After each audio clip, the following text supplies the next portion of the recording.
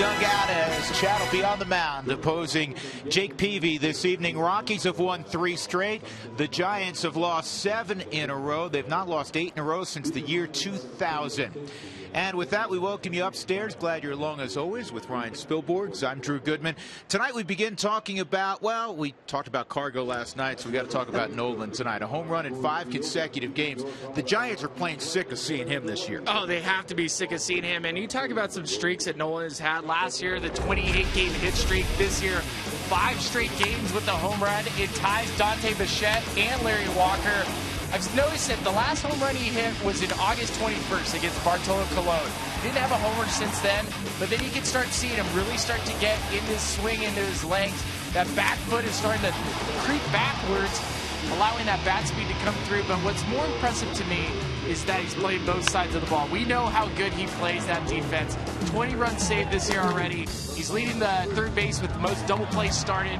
I just love the fact that regardless of the record, Drew, these guys are playing defense. They're playing both sides of the ball. And when you got a guy like Nolan Arenado, you can look at the defense and you can look at the other team after he makes some of those plays. Even the umpires, they shake their head. They're like, that's a bang-bang play, and I didn't even think it was going to be close. I had a couple of people I respect within the Giants organization that over the last couple of days looked at the Rockies and said, how is this team not in the race right now, the way they swung the bat and the way they play defense? And that is a great question. I mean, it will always come down to pitching. When you have great offense, great defense, you still need starting pitching, and you talk about it all the time. Little League, college, you name it, you have to have that starting pitching. But luckily, Chad Bettis has been throwing really, really well. He has. Chris Russin was great in the opening game of this series. Jorge De La Rosa was terrific last night, and Chad looks to do the same this evening. We are ready for baseball. It's the Rockies and Giants. Come on back to Coors Field with us.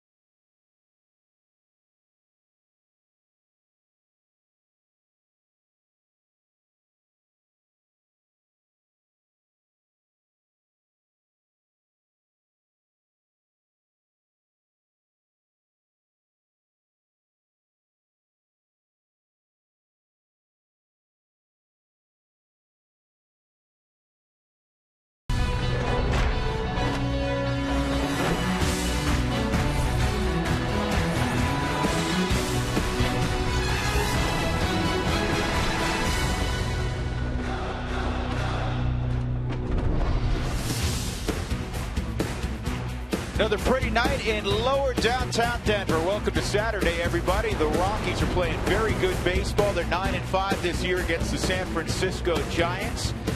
And a nice crowd expected to see Chad Bettis take on Jake Peavy, an old nemesis of the Rockies. One of the best things about Chad Bettis, 15 starts this year. His last 15, the Rockies have won 10 of them, and that's the bottom line in this business, isn't it? That's exactly right. You want wins. Absolutely. Angel Pagan's going to lead it off, and you're going to notice some different names, shall we say, in Bruce Bochy's lineup tonight. Brought to you by Southwest Airlines. Book your look now at southwest.com. They're a banged up team right now, and Gregor Blanco will bat second, Matt Duffy third, and then Alejandro Diazu, who's playing on his third team this year, he'll bat cleanup. He has not had a hit in a Giant uniform yet. Brandon Crawford will bat fifth, Kelby Tomlinson in there again, Hector Sanchez behind the plate, Nick Noonan in his second tour of duty with the Giants, he'll bat eighth. He does not have a hit in a Giant uniform. And then, of course, Jake Peavy. And on the hill is Chad Bettis for the 16th time this year since coming off the DL. Pretty solid. He is solid, and I love his mix of pitches. He has been using his fastball, trying to locate. Walt was talking about it today. When he locates the fastball, his best secondary pitch is this changeup, and he was talking about how it just falls off the table. Talking about Bruce Sutter, it reminded him, and even of Brian Harvey. That's how good Walt thinks Chad Bettis' changeup is. Chad is a serious guy. When it's his day to pitch, he is right on the rubber and kind of peeks over the top of his glove and focuses in on the target of Dustin Garneau. And the fastball is down Broadway, and it's 0-1 on Angel Pagan. Buster Posey getting a day. He is just a guy that's been beat up by all the catching duty, and when he's not catching, he plays first base, so he's just getting a day. But Boat said before he got out of bed this morning, he lost 3 players. Nori Aoki was scheduled to start, but he's had a reoccurrence of the concussion issues. He got hit in the head by Jake Arrieta a while back, so he is not available. That's right on the black. 1 and 2. And then Andrew Susak, who's a guy who can swing it normally, a backup catcher. He's had problems with his wrist. He was sent back to San Francisco to have the wrist looked at. And then Brandon Belt, this is down the line. That's a fair ball. Morneau couldn't get to it, and it's going to be kind of a seeing eye double, if there is such a thing. Just to finish the thought on injuries, Brandon Belt would be in the lineup ordinarily tonight, right in the middle of the lineup. He's sick to his stomach right now. And you know what? We talk about being in the major leagues, and regardless of who's on the team, you got to respect the Giants team, regardless who's playing. But looking at this lineup, it is not the Giants team that we've been accustomed to. We don't see panic out there. There's no Nori Aoki. Hunter Pence isn't there. It is not the same team. You have no Posey, no Belt. This is a team that you should beat up on tonight. Well, you had a line that runs in every clubhouse in Major League Baseball, and it's usually reserved for Sunday. Beware the bomb squad, right? Yes. And you know what? There's some pride that you have to take when you're part of what we call the goon squad.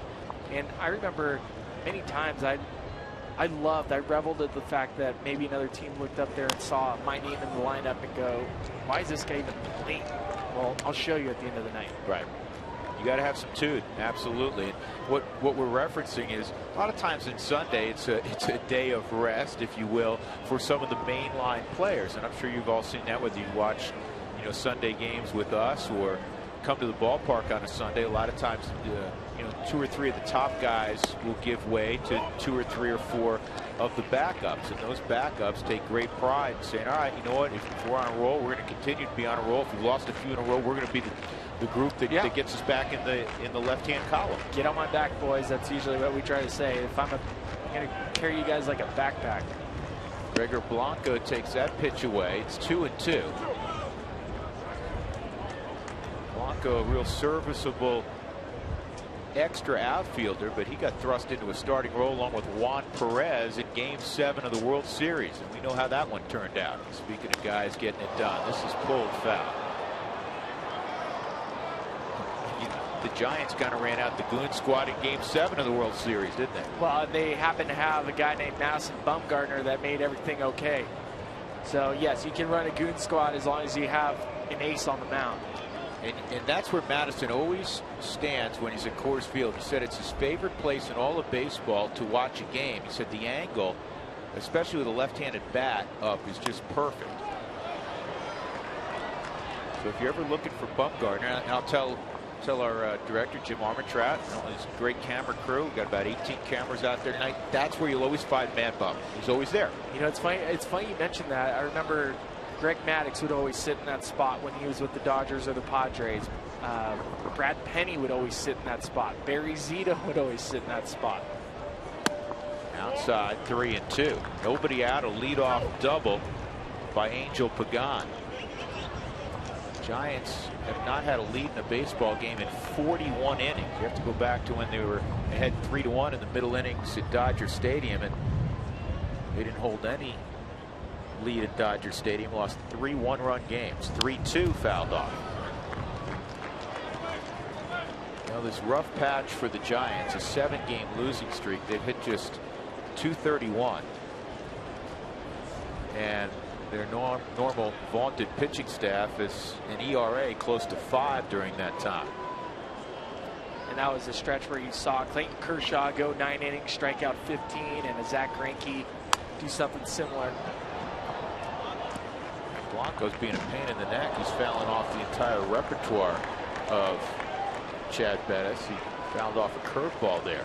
Well, Blanco is 4 for his last 32 with runners in scoring position, but when you see these type of at-bats, and we talk about the squad that's out there, they have to have these type of at-bats tonight to be able to really compete.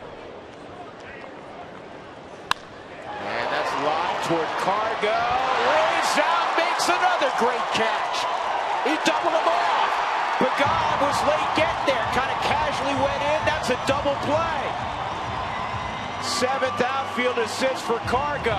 Pagan arguing. I don't know what I was shocked at how casual he was going back to the bag. He was arguing with the second base umpire, that is Pat Hoberg, about him not giving him the out signal and that he didn't know that it was an out.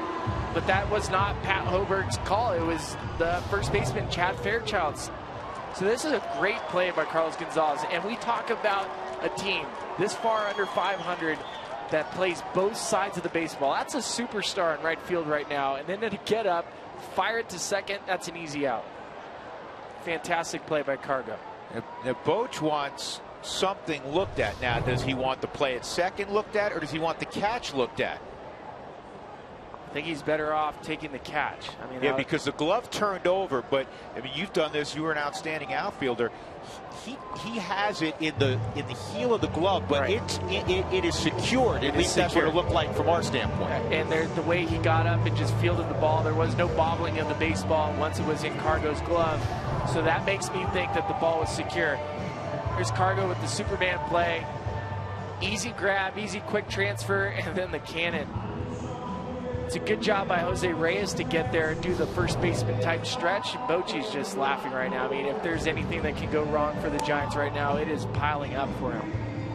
He's talking to Jim Joyce. Jim is the third base umpire now. So he pulled over Pat Hoberg. To me, they're checking out the bang play on Pagan being doubled up off a second, because as you pointed out, it's Fairchild's call if they were checking on the catch by Cargo, and then Chad would come. Well, now all four are going to get together here. Cargo's got 3 of those head first on low line drive coming at you catches in the last week. The one in Washington a couple weeks ago was fantastic. The one on the road late in the game. I mean, I don't think people understand how hard it is when you're on a team and your record is what it is. To go out there, and I know it sounds so cliche, you're supposed to go out there. That's what they pay you for. You're supposed to play hard. It isn't that easy to go out there and play hard every single night. And for the way that Cargo's been playing, both sides of the baseball, how well things are going, and even when things weren't going well for Cargo, he was still playing the great defense. And you caught it. What he's obviously saying is it a catch or was it a trap? And at first I thought Angel was like, why is he going back so casually? He was not sure of what the call was. And that's a tough situation for a base runner, because visually he's looking at it. He's not thinking, I got to look to my right to see that umpire. And that's where your instincts, rather than, if you don't know, get hard back to the base. Just take all the guesswork out. because nobody on your team, none of your teammates will be upset that you weren't able to get the third on a base hit. It was too hard to read. If it stands, it'll be Cargo's 54th outfield assist with the Rockies. That's third in team history. Not a surprise, Larry Walker's #1 with 94. Then Dante with 73. And so they're going to look at something. So now I think it's Chad Fairchild that is going to the headset. Now, in the NFL, we become accustomed to if you catch a ball, but then it touches the ground and the ground, quote unquote, aided in the process of catching it, they're going to say no catch. I haven't seen this, honestly, in Major League Baseball yet since they went to replays pretty much full time a year ago. Well, it's time for a Subaru review, evidently. Whether you're on the road or at the game, everybody could use a second set of eyes. I just don't. This is one I don't think you can flip around, because as soon as he comes up, the ball is in his glove still, and it was in his glove where the leather was underneath exactly. Initially. Out and out. Yeah. Double out. And that didn't take long. So a double play. The bases wiped clean, and Matt Duffy, with 2 outs and nobody on, will face Chad Bettis. And now Pagan trying to explain to his skipper what he was thinking. Behind him, Jake Peavy saying, all right, fellas, let's go, move on.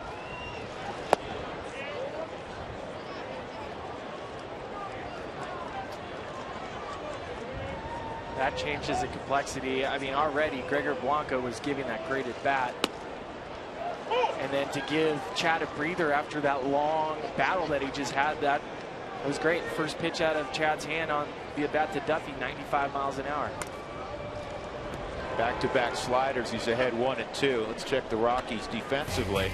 I think you know already who's in right field. You can probably guess who's in center field. Once again, Ben Paulson getting another start in left field. They want his bat in the lineup. We'll have Justin Morneau in the infield again. It's great to see back-to-back days. Morney at first base. And this is on the ground up the middle, and DJ can't get there. So Duffy with a base hit.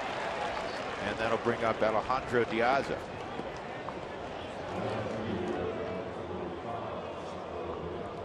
Duffy, the hits leader among rookies in the National League.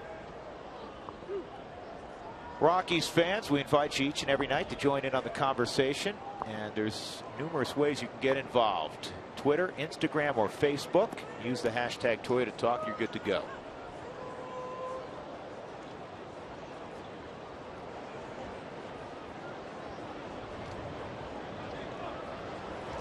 And Diaza takes outside.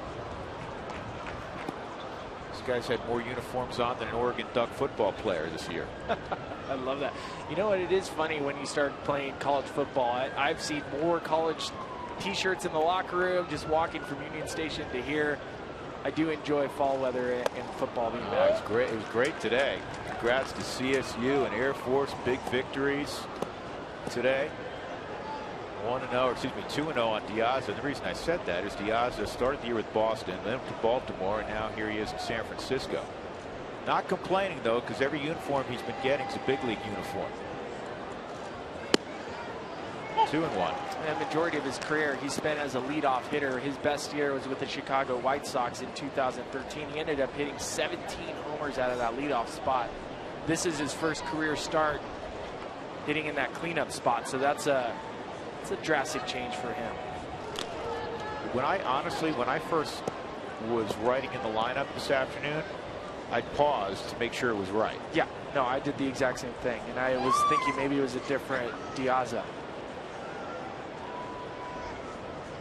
But regardless, if you're hitting fourth or you're leading off, you still take what your at-bats are. You still are what you are. Bettis falls behind 3-1. 45 career home runs for Diaza.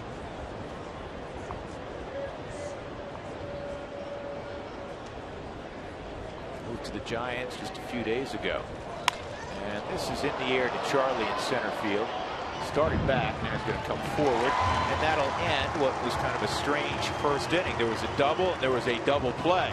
And naturally, Carlos Gonzalez was involved. We'll see that ridiculous bat of his in a couple of moments.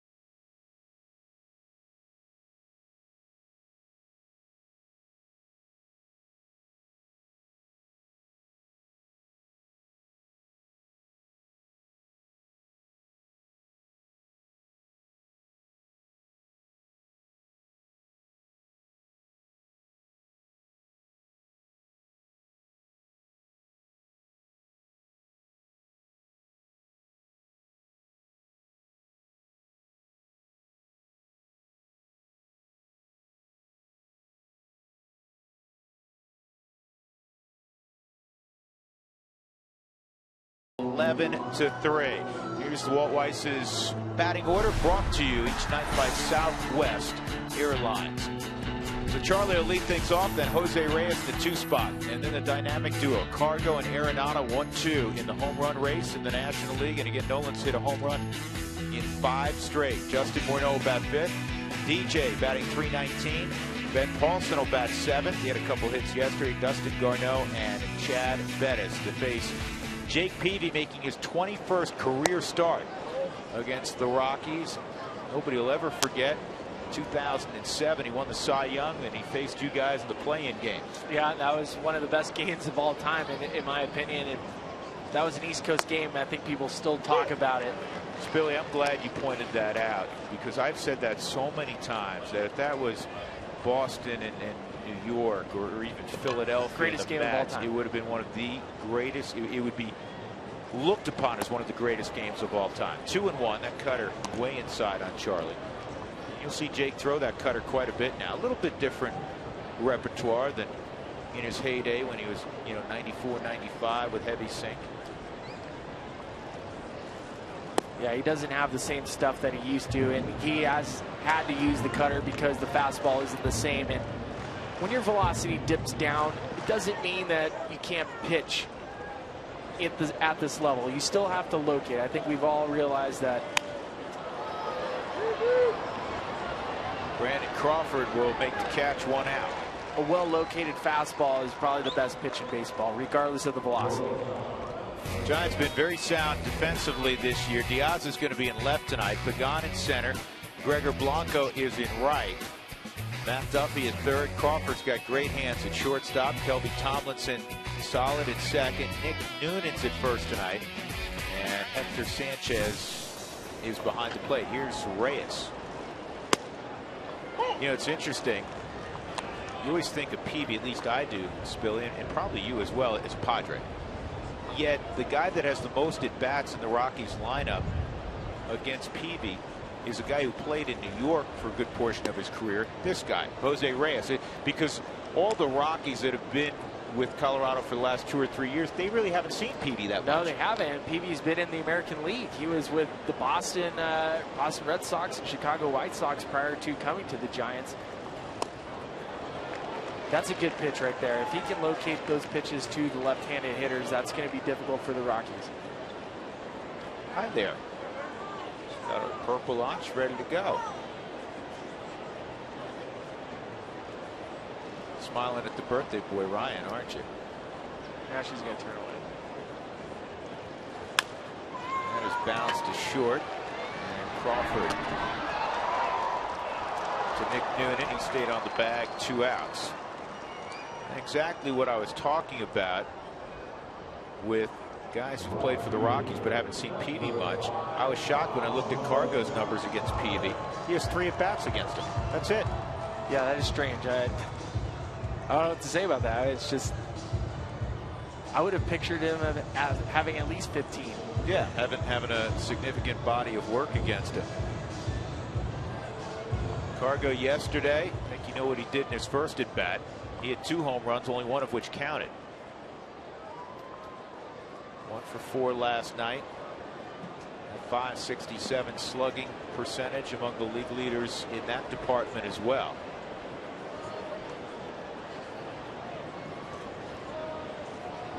Cargo, don't see that much. You got to step out before a guy delivers the first pitch. But he still looks so calm at the plate. Inside. He is, as you guys like to say, spitting on borderline pitches like I haven't seen him since 2010. And that is why we're seeing the Cargo that we're seeing. But what's remarkable too is he's swinging at more pitches now than he was earlier in the season. But he's swinging at balls in the zone that he can handle. Before, he was swinging pretty wildly. He was taking a lot of pitches, but then if a pitch was outside of the zone, he would swing at that one. He just didn't have that approach that we're seeing right now. 2-0. Well, here's the first 2 swings of the evening for Cargo.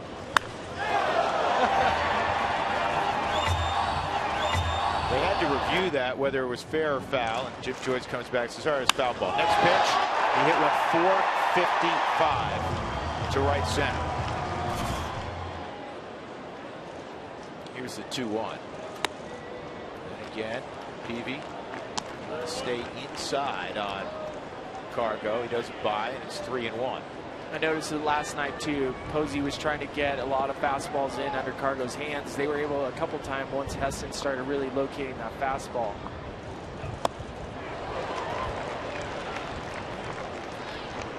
Three and 2. That pitch up is a pitch that will get a lot of hitters. Most hitters have a hole up, especially up and in. 3-2.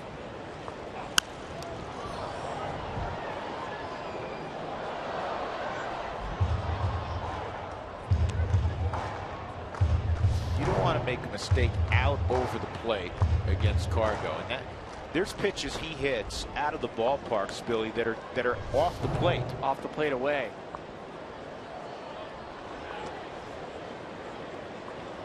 Two outs, nobody on in the first, no score. Ball 4. Cargo will jog down to first, and here comes Nolan. Well, Nolan had a big night last night as well. On the next pitch after Cargo went deep, the very next pitch, Nolan goes deep for the 35th time.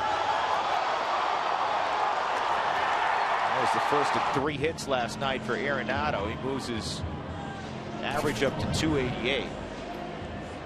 Got to give Chris Heston credit. Chris Heston gave up those 2 bombs, then he gives up a sharp single to Justin Morneau behind it. And after that, he was terrific.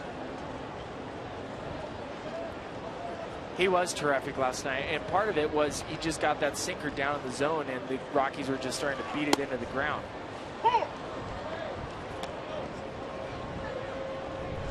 Well, part of what Nolan has been doing of late, you can see his back foot. Watch it once he starts his swing. He is going to creep back, and once it starts going, it allows his legs to really get involved. And why that's important, once you get your legs involved, the bat speed follows suit. Well, if you want to stay on your backside and your first movement is back, your body weight's going to have to go back, right? And that's exactly what Nolan's doing, and he has been doing that more the last week than I have seen him in the weeks prior. So I know it's been a small adjustment. He knows that when he's at his best, he is in his legs, but there's times where you just don't realize that you're not quite in the legs as much as you should be. And this little adjustment he's made where he's creeping his back foot back has really allowed him to feel that. Fouls that straight back, 1-2.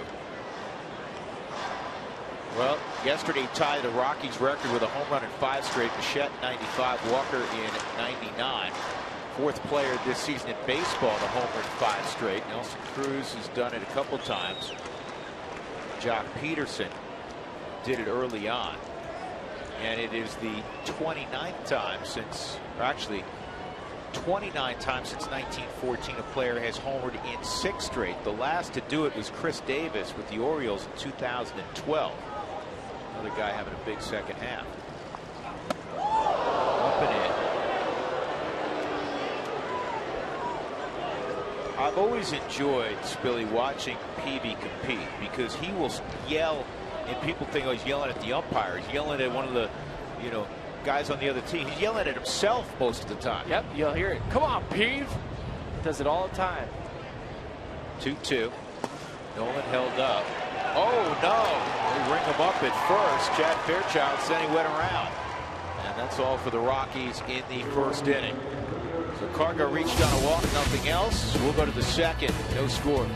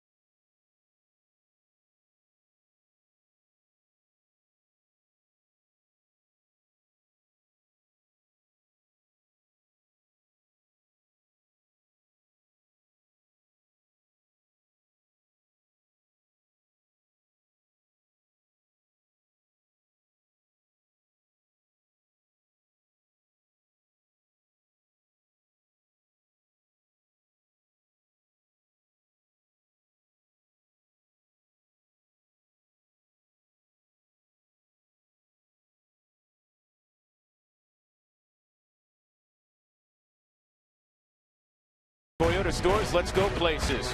And by Southwest Airlines, book your low fare now at southwest.com. Partly cloudy evening in lower downtown Denver. The Rockies and Giants game 3 of a 4-game set. It'll be Brandon Crawford leading things off for the Giants against Chad Bettis in the second. Kelby Tomlinson, Hector Sanchez to follow. 23 pitch first inning for Chad. Misses there, ball 1. Crawford missed basically 3 ball games after being hit by Chris Hatcher on his left calf. He played last night, but he didn't look like he had his legs underneath him, did he? He did not at all. And this is a guy that, to me, has taken gigantic leaps forward. I think you guys mentioned it last night about Brandon Crawford. When he first broke into the big leagues, was primarily thought of as a glove, and now he's on pace with the 19 homers. He should get to 20, 260 batting average. He couldn't hit a left-handed pitcher 2 years ago. Now he's starting to be able to hit him. 75 RBIs. I mean, this guy's on point with a Tulowitzki and Ian Desmond. Obviously, Ian Desmond struggled, but we talk about elite shortstops. I said it last night with Tulo now over in Toronto in the American League, and Ian Desmond struggling this year. Both offensively and defensively. This guy's become the premier two-way shortstop in the National League, and he's got some thump. He's got 19 home runs. Club record for the Giants for a shortstop in ribbies is Rich Aurelia, 96. I asked Bam Bam Newlands yesterday about Crawford. I said, how's he improved so dramatically?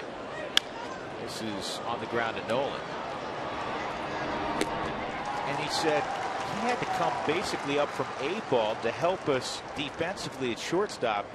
He was ready with the glove, but he was nowhere near ready to swing the bat at this level. So he had to learn, to your point, how to swing the bat at this level, which is not entirely fair. It's not entirely fair, but luckily for him, he was on a team with enough guys where he was never a focal point of the offense, where he can just go play defense. And then whatever happened offensively, he could grow from it and hopefully keep his confidence to the point that, hey, you're going to keep getting better. You're going to be in there every single day. Trust yourself. I like that they're trying to slow down Chad Bettis' pace, and this is great. This is what I love seeing. Chad has been upping his tempo. He is working a lot faster, which makes it harder for hitters. When you get in the box and the pitcher's already ready, it's not fun. Huge foul. He hasn't taken a step off the mound. He has not even come close to walking on the grass. And of course he goes and fixes his cleats, but he is standing. As soon as he's thrown it, he is ready for the ball. Here's the 1-1 down low on Chris Sabo.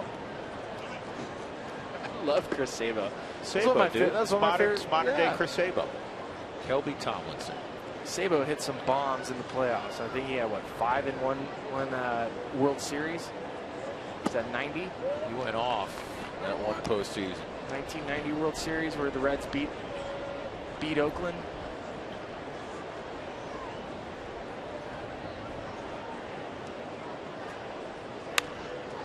And that's lifted foul and out of play.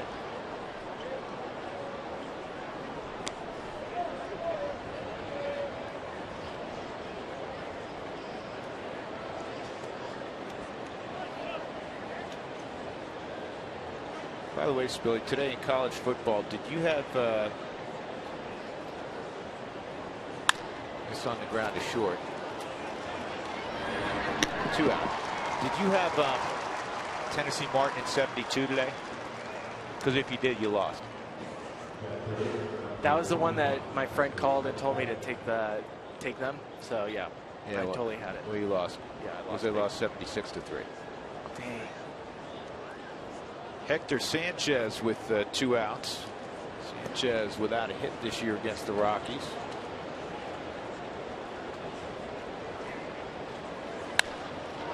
This ball is off the base of the wall. I guess we got a hit now, and we'll have a double. Well, I jinxed that, didn't I? No, that was just a bad pitch. That wasn't your fault, Drew. I'll blame you if you got my back. Yeah, I'll blame you when blame is due. That pitch is just a fastball right down the middle, and Sanchez looking for a fastball hitter, fastball count, jump on one, hits it off the base of the wall, and luckily that ball was top spun. He hit the top half of that. If he gets under that, that's 1-0 Giants. Nick Noonan, and this is a base hit, and it's going to cost the Rockies a run. Kind of fisted it into right field. It's back-to-back doubles, and the Giants have their first lead in 4 days.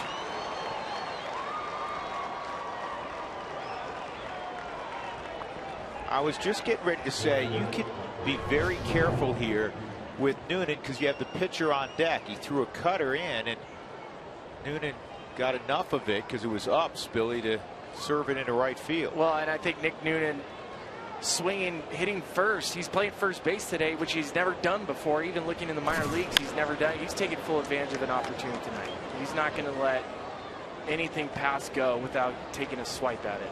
And just came back to the Giants, and in his first at bat, he gets a run-scoring double. 0-1 on Peavy.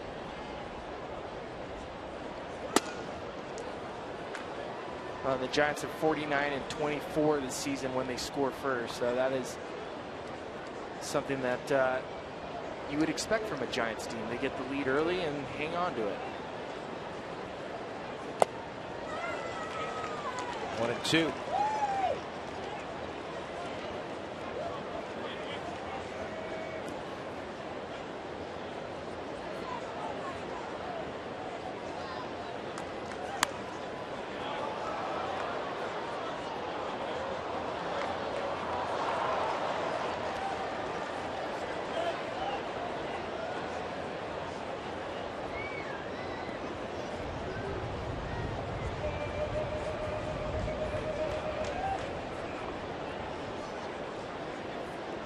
see what he goes with right here. Try to get him on a slider. 2-2 on Jake Peavy. Too many pitches first couple innings for Bettis. He's in the low 40s. He gets the strikeout, his first of the game. But two out doubles. Hector Sanchez and Nick Noonan has given the Giants a 1-0 lead.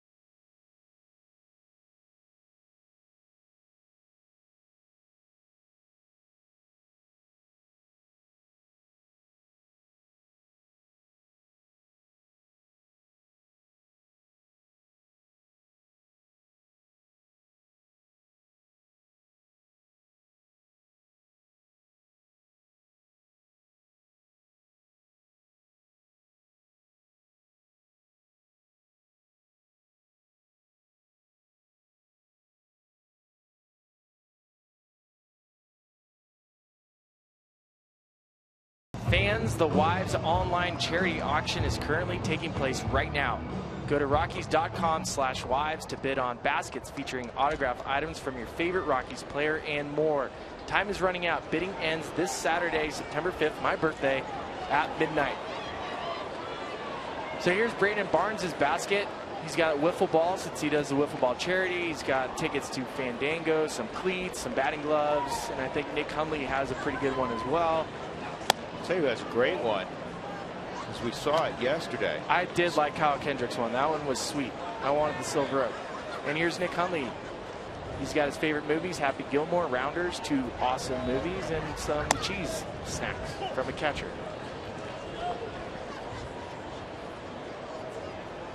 And then here's Corey Dickerson's, who loves, I mean, what do we say? He hits every Christmas morning. That looks like Christmas. Does it not? Yeah, you get a lot of gift cards. This ball is hit well to center field. Going back, still going back. Pagan will make the catch. 415 feet from home plate. So Justin Morneau just missed tying up the game. Long out, and that'll bring up DJ LeMahieu. If the Rockies score 7 or more, go to participating Colorado Taco Bell locations the following day between 4 and 6 to get your Rockies taco special. Live Mas and Taco Bell.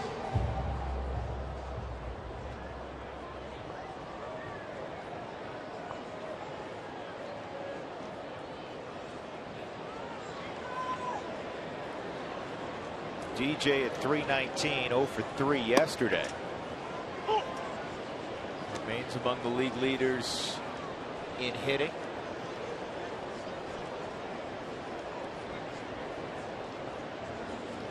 .319 was what Morneau hit last year to lead the league. I'll tell you what, DJ has a chance. I mean, Bryce Harper's hitting .333 this season. Picked it up a little bit yesterday. He did pick it up yesterday, and he got walked 4 times the day before, so he hasn't really done much in the last 2 days other than hit. But DJ, if he gets hot, he's got a shot. This is in the air toward Blanco in right. 2 outs. Has there been one team that has had 3 straight batting title winners? That's a question for Dougie. What do you got, Dougie? He's on it. Well, I should have asked earlier. I should have asked earlier. Yes, but you're saying 3 different guys, though, right? 3 different guys. There's Tony Gwynn. Right, but in 3 different seasons. 3 straight, 3 different guys on one team. Ben Paulson. And Benny takes a strike. Peavy's looked really good, and in the last 5 starts that he's had at Coors Field has a 7.22 ERA. And this is in the air to shallow left. Diaza will make the catch. And a 1-2-3 second for Peavy. It's 1-0 Giants as we go to the 3rd.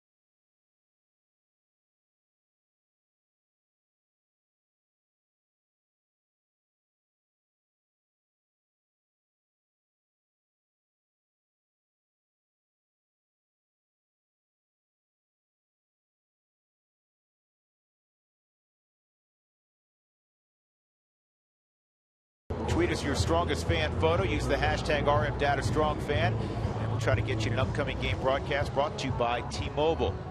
With the birthday boy Ryan Spilborghs, I'm Drew Goodman. We are glad you are with us tonight, Saturday evening in Lodo. Top of the order again for the Gigantes. It's Angel Pagan, Gregor Blanco, and Matt Duffy against Chad Bettis. He drops a curveball in there for a strike. Chad needs a quick inning. Yes, he does. I mean, he's already at 44 pitches through 3 innings. He needs some quick outs.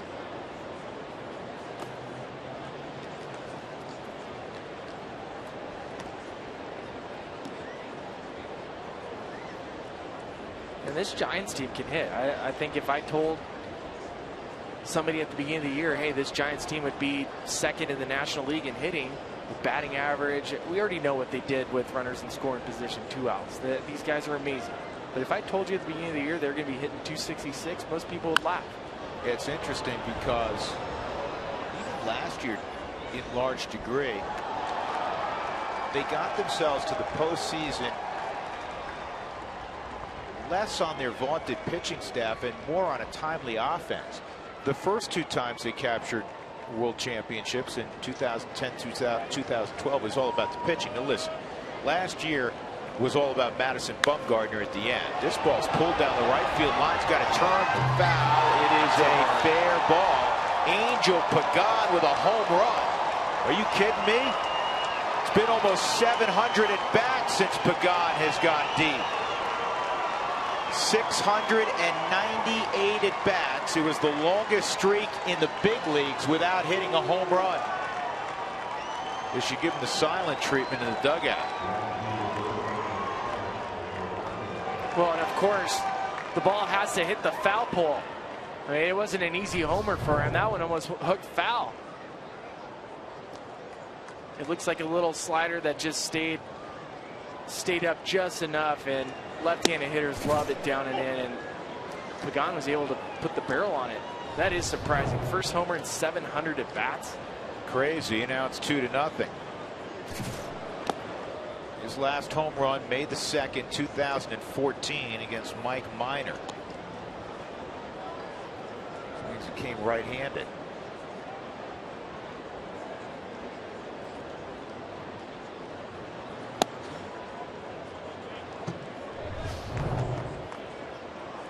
See on the Subaru Supermo, it hits right on the side of the foul pole and goes right into a lucky fan's lap. I bet you Angel Blanco. I guarantee you Angel Pagan asked for that baseball. He'll give a signed bat tonight. Really? You think so? His first home run in 700 bats? Yeah. We'll ask him tomorrow. I will. 3-2. Now he's telling his friends how he did it. See, this is what you do. To hit a homer, you get it like that. See? See, Bam Bam? On the ground to DJ. 1 out.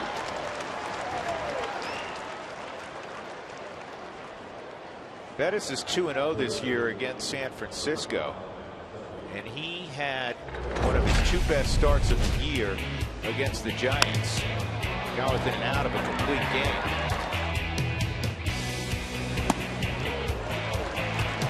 And I remember that start as being a start that he really started using his curveball more. He would use that 22% of the time in that start, which was a lot higher. He primarily when he was the relief pitcher last year, and I remember the struggles he went through. And talking to Walt today, Walt was saying they had no idea what Chad was going to be. If he was going to be a sprinter, because they saw him coming out of the bullpen. He was throwing 97, 98 miles an hour. But Chad has always felt more comfortable as a starting pitcher. He was a minor league pitcher of the year for the Rockies in 2011. So going into this season, they felt more comfortable with him getting back on the rubber, being a starting pitcher, because that suits him more. Shallow center. Charlie will get there. And I'm a big believer in it's one thing if you've exhausted a guy's training as a starter to put him in the bullpen. And there are some guys that are sprinters, as they say sometimes, where let it all hang out for 15, 20 pitches and your work's done. And you need those guys. We all know that. You need those guys late ball games. But you can't be too quick taking a great arm that has a full repertoire of pitches and dismiss them from a rotation, because it's hard to find, as the Rockies know and so many teams know, it's hard to find high quality starters. Piazza fouls it off. It's 1-1. Well, and if you're a starting pitcher, I mean, typically guys have decent control. Chad struggled with control last year a bit. This year he's been much better at controlling his fastball, but he's always had some plus pitches, and the changeup's always been his best secondary pitch. And when you're a starting pitcher and you have a great secondary pitch like a changeup, it still doesn't mean that you're going to be a great starting pitcher. 2 pitches doesn't mean much. But the fact that he added the curveball, just like Clayton Kershaw. Kershaw, when he first came to the big leagues, was a fastball curveball pitcher. Once he learned how to locate the slider, game over. Three and one on Alejandro Diaza. 2 outs, a run in on the Pagan home run. It's Crawford on deck.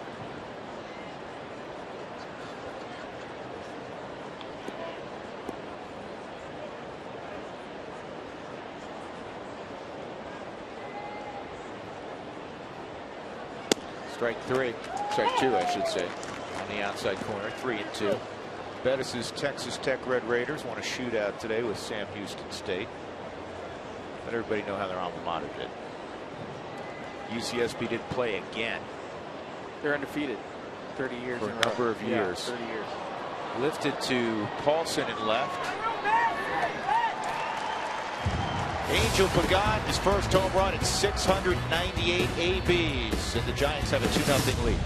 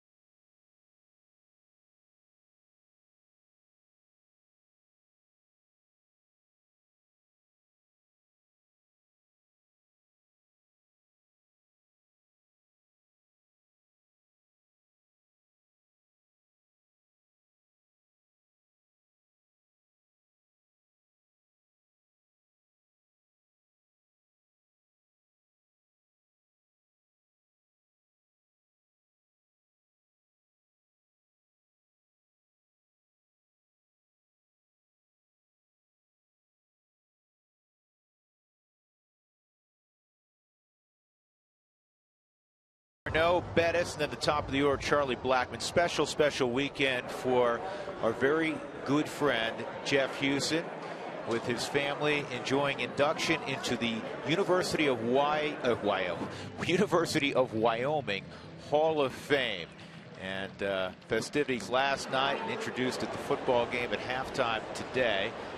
And here's what Huey had to say when he was up on stage last night. Anybody that's come to Wyoming or is now associated with this state or this great university, it's the friendships you make, the people that you have and still in your life today. My roommates from college, I know my second base partner, Vinny Perico's here in the house too. So 30 years later, I still have them. I remember playing a game against the Air Force Academy on Mother's Day when it was snowing. That's a fond memory of mine. But I also remember looking up in the stands and seeing this girl wrapped up in a blanket up there and thinking to myself, she must be dedicated to come to a doubleheader and watch me play for 7-8 hours. Well, I ended up marrying the woman, and she's been my wife the whole time. So, referencing, of course, Wendy, who went to school at the University of Wyoming. Wendy's actually from Cheyenne, and just a great moment. So proud of Jeff. He did not bring the Cowboys luck today. Unfortunately, they lost 24-13 to North Dakota. This ball pulled down the line. What a play at third by Duffy, and he's going to get Garneau. That should have been a double, Dustin. Great play, Matt Duffy. That is a fantastic play, and not only just to get to the baseball, but when he tries to set his feet, his right back foot slides on the grass, and he was still able to make a quality throw to first base. That is quick reaction. Watch that back foot slide, still be able to get enough on it. It's too bad. Would have loved to have a double to lead off the inning. Here's Bettis. Chad takes a strike from Jake Peavy. So far, the Giants have won every inning. We always talk about winning innings. They have won every inning so far. Off the plate. And when I talk about winning innings, you talk about just quality of bats. If you score a run, if you get a hit, you talk about just winning an inning. If I can get a run, that's great. That's a solid base hit to center field for Bettis, who doesn't have many of those this year. And for Chad, that is his second knock of the season. You're watching Chris Russin hit, huh? He has. Well, they've been spending a lot of time together. If you go into the dugout or go into the clubhouse, those guys are sitting next to each other. They're talking baseball. They are catch partners. They're pushing each other, and you need that. You need to have a buddy to push you. They have a similar demeanor on the mound. They do. They compete. I love that about them. With every challenge call, the Subaru Eyesight Review will determine the outcome. Love, it's what makes a Subaru. Charlie popped to short his first time. We play behind Bettis at first. And the guy at first, Nick Noonan, does not have much experience with that glove or the position. Natural shortstop. Giants signed him out of in the first round a couple years ago, and he's a shortstop. Played some second base, played some third. Signed this offseason with the Yankees as a minor league sign, free agent sign. And well, as you know, a lot of college coaches will go out and recruit 6-7 shortstops and then just disperse them to different spots once they get on campus. Yeah, exactly. You come here, I'll put you there. The coach tell me his best season, he had 4 shortstop recruits. 1 stayed as shortstop, 1 went to third, 1 went to second, and 1 played center field. And they had, a dynamic season that year. They're a good athlete, and if you play in the middle of the diamond, you better know what everybody's supposed to do in any situation.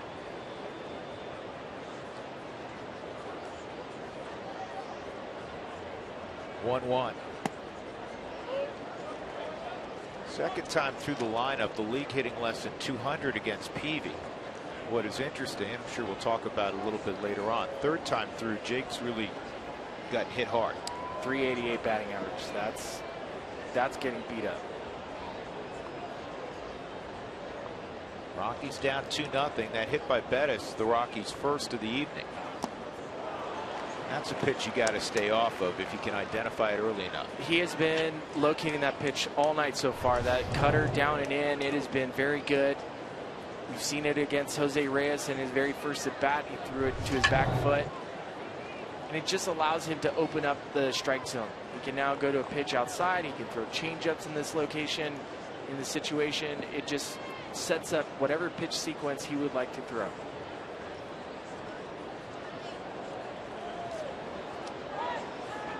Looks like he wants to go a fastball away.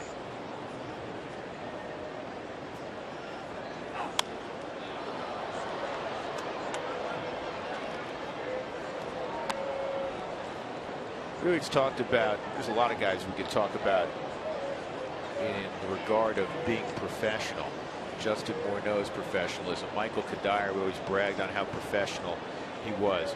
Charlie Blackmon is that guy. And there's a number of them on the Colorado Rockies, but his preparation day to day never deviates. 2-2. Charlie got jammed a little bit. This could be a problem. Crawford closing quickly, and he makes the catch. 2 outs. That's a difficult play for a shortstop, especially where he was shaded up the middle.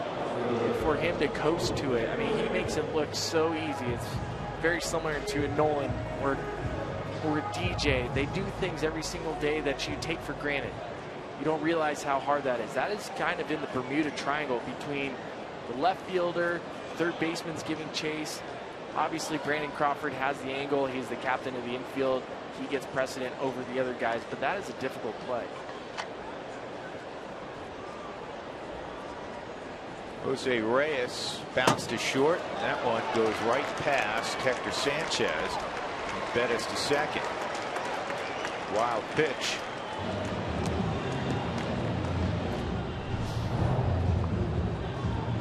That's just the cutter. He had no chance. Hector Sanchez had no chance to get to the side of it unless he wanted to use his backhand, but the way that the ball cut, there's nothing you can do. There's times on the baseball field you just can't do anything about it. You can throw your glove at it. That's 3 bases. It's true. Not advisable. Jose fouls it off 1-1. Reyes, a multi-hit game at 7 of 14. He's hitting .345 during those 14 games. Solid on defense. You can throw your glove, you just can't hit the ball when you throw it. Automatic 3 bases, right? If you hit the ball. If you hit the ball. Yeah. So just, you can throw your glove, just don't hit the ball.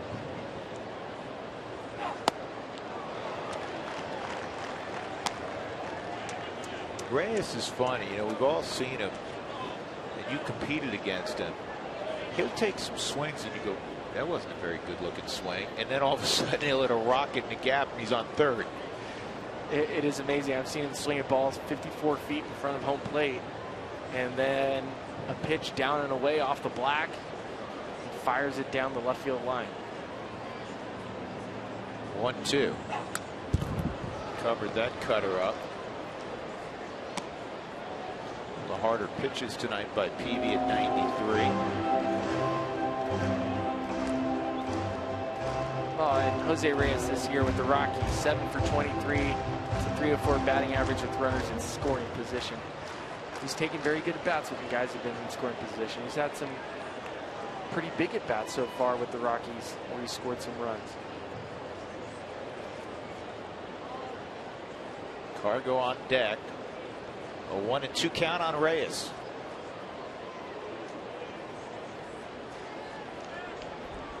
Bottom of the third.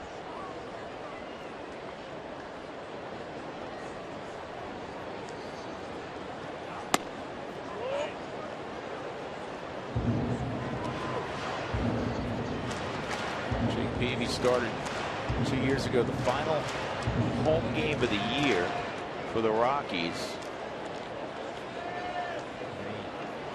Served up Todd Helton's final home run. His first at bat. got me out of my chair. I was in Japan on my sofa. Were you watching? Yes, I was. 2-2. And this kicks away. It'll be another wild pitch. Now Bettis to third. Willis guarantees that Chad will score on a hit then.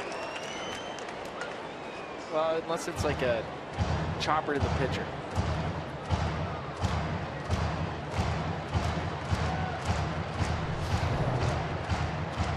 You can see this is just another curveball down in the dirt. Bounces away from Sanchez. Chad Bettis, good job just keeping his feet moving. It's an easy read to be able to get to third base, but just by Chad getting to third prevents Jake from potentially going to that curveball again. You don't want to throw another wild pitch and let a run score. So this is a ball where he may elevate a fastball just to prevent the ball in the dirt. This ball driven to right field, pretty well hit, and it is off the glove of Blanco. Reyes around second, heading to third. A triple, and it's a 2-1 ball game. Blanco did not realize how well that ball was hit.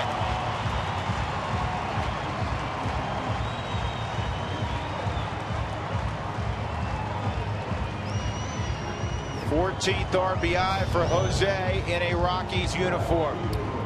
It was a fastball. He had to go to it. Couldn't throw it down in the dirt. Blanco just took 2 steps in before realizing it was hit over his head. Still able to get his glove on the baseball. It's a game of inches, right, Drew? Yep. Second triple. Jake Peavy's reaction. Second triple for Reyes since coming from Toronto. And now here's Cargo, who can tie it up or very easily put the Rockies ahead. 117th triple of Reyes' career. And Cargo with a foul ball inadvertently. The only guy with more triples among active players, Carl Crawford, who hit a home run last night. Carl's got 4 more triples than Reyes does.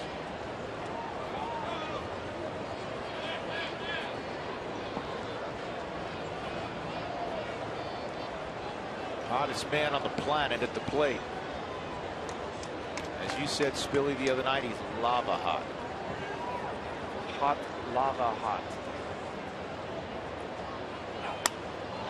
You're going to get him this time. A pop up to Kelby Tomlinson. Rockies get a run back on the triple by Reyes to score Bettis, who got the Rockies' first hit. 2-1 Giants.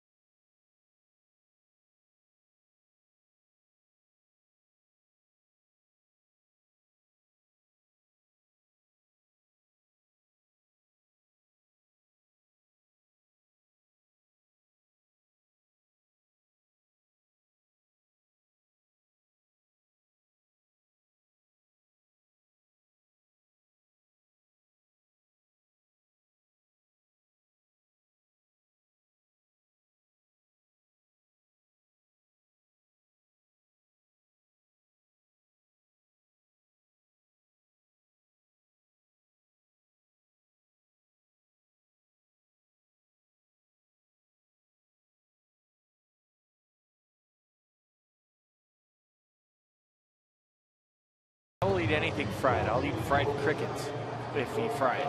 Fried cricket's a delicacy in some areas of the world. Yeah, Belgium. Put some powdered sugar on it. That looks good. You would know. You are Belgian. I know. Belgian. Jose Reyes is not Belgian.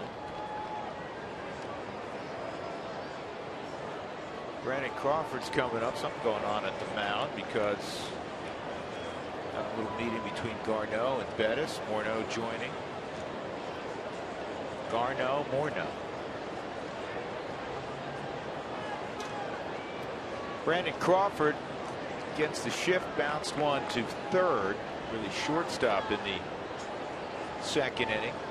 Brandon just 2 for his last 28 at the plate. Outside, ball 1. Home plate umpires Kerwin Danley tonight. Chad Fairchild at first, Pat Hoberg at second, Jim Joyce at third. Here's the veteran Danley. I asked, I went in the umpire room the other day, different crew was in, and I said, when you're behind the plate, you got to be super sore the next day. You're doing about 500 squats. And they said, you know, you are. The worst time of year, though, for an umpire is spring training in the first few weeks of the regular season, because you're just getting in shape, getting used to the body when you're working the plate, bending so much. Guys run off the field and sit on the bench. Umpires don't have that luxury. He's now 2 for his last 29 as Justin jogs to the bag. Crawford has to return to the dugout. 1 out, and that'll bring up the second baseman, Kelby Tomlinson, out of Texas Tech.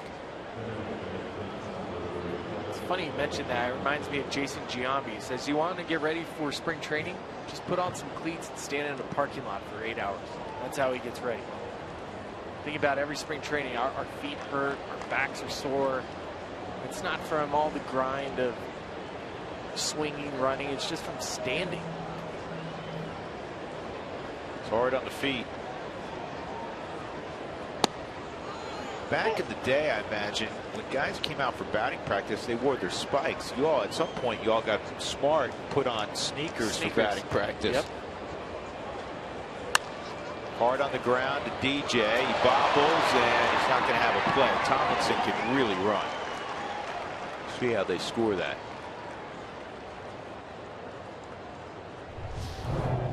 The ball is hit hard to DJ's right, and he tries to get in front of it, but the ball is moving a little too quick for him. I think we get so accustomed to seeing him make every single play that you're going to expect that that's probably going to be an error.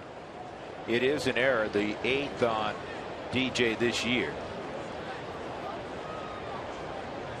Yeah, it's just a shock whenever he does make that rare boo-boo, because he's as good as it gets at second. That's a bunt attempt by Sanchez. This will be a tough play for Bettis. And he got Sanchez. Sanchez rolled his ankle, it looks like, and has gone down in foul territory. And again, Posey's beat up. Susac had to go back to San Francisco with a wrist injury. If Sanchez can't continue.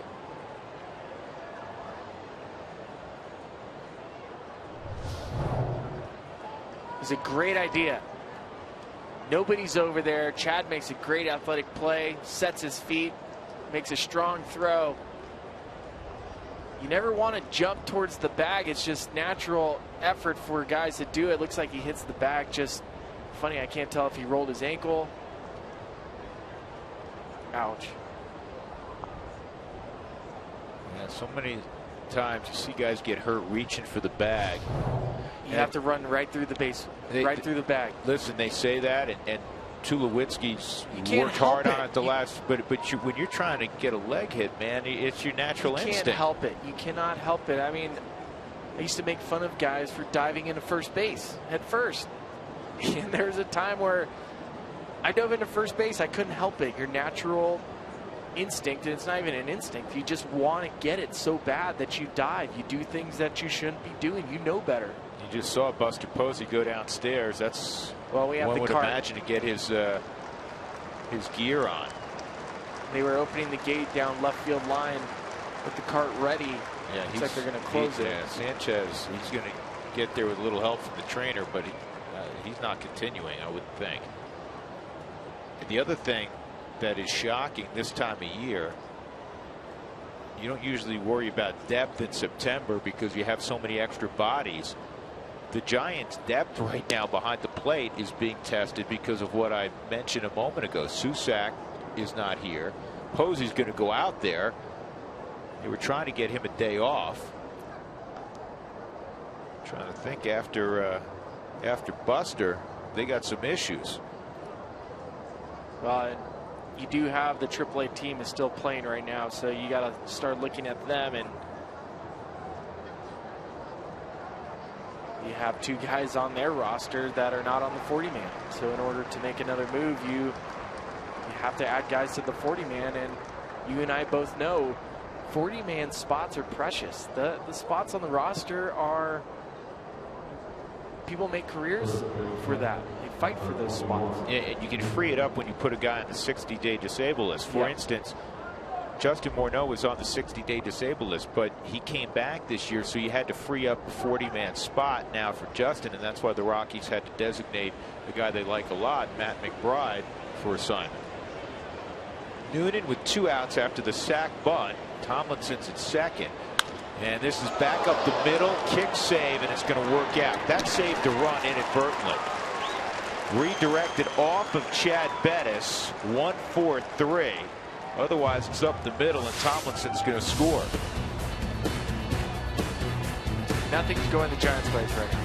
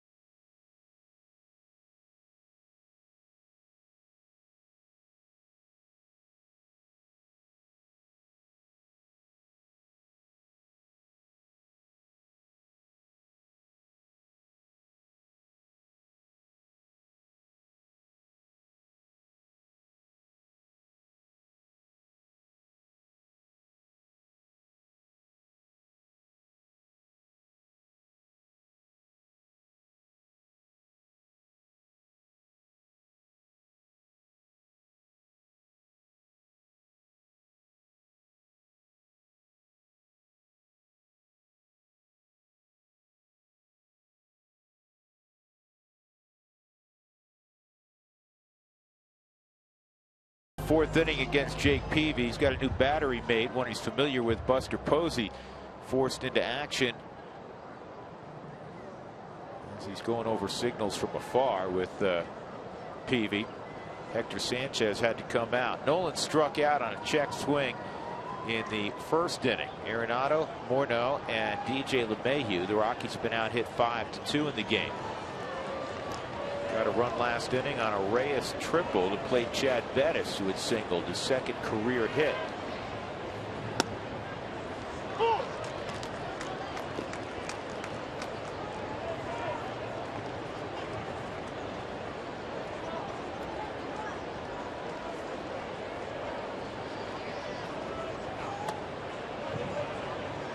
Nolan this year has 8 home runs against the San Francisco Giants, and that is the most of any major leaguer against one team. Adrian Gonzalez has 7 against the San Diego Padres.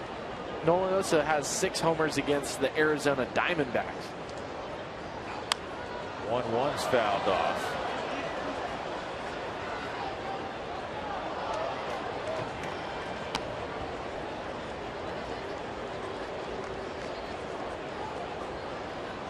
I still think the amazing part about Nolan's season are the splits. I mean, 18 home runs on the road. I think if someone looks at the 35 homers, they're like, hey, he plays at Coors Field. Yeah, it doesn't matter. He has 17 homers at Coors Field. Now the splits are very good when you look at the power numbers. I would say this too. It's not like the ball just flies out of the stadium. You got to square it up still. 2-2. Outside 3-2. There are nights that the ball's going to fly out. There's nights where you hit a ball to center field and maybe it's not the same trajectory for the normal home run that you hit, but you square it up and it sneaks out. That happens. But it also happens in Cincinnati and Philadelphia. Peavy strikes out Arenado again. 2 strikeouts for Peavy. Justin Morneau coming up. Time for the Coors timeless moment. Tyler Matzik on September 5th of last year, a complete game shutout of the Padres 3-0. He got 6 strikeouts, just 1 walk, allowed only 3 hits. And we can report really good news because, as I'm sure all of you are aware, Tyler, was sent out and then just couldn't throw strikes. He dealt with pitching yips, for lack of a better way to describe it. He literally could not throw strikes, and he had a 7-walk 1-inning appearance, I think a 6-walk, and hit a guy, and then another appearance. The Rockies actually sent him home for a while to Southern California. This is in the minor league. 6 guys called for it. Nick Noonan makes a catch, 2 outs. But in his last couple of outings after his return, he didn't walk a batter. And they were shorter stints. There was an inning, and then a 2-inning stint in his last, but he didn't walk anybody. And I don't care what happened otherwise. Naturally, they were pretty solid outings to begin with. But the fact that he was able to fire back in the strike zone and overcome, hopefully, that mental hurdle is enormous. It is enormous, and you've seen it happen to other guys. Tyler Matzek's not the first guy that this has ever happened to. I think the other famous one is Rick Ankiel. But yes, you'd love to see that, especially for a guy that you meet him, you root for him. DJ is going to ground out to the right side, and that will end the inning. So Peavy's throwing the ball well. Rockies trail 2-1 as we go to the 5th.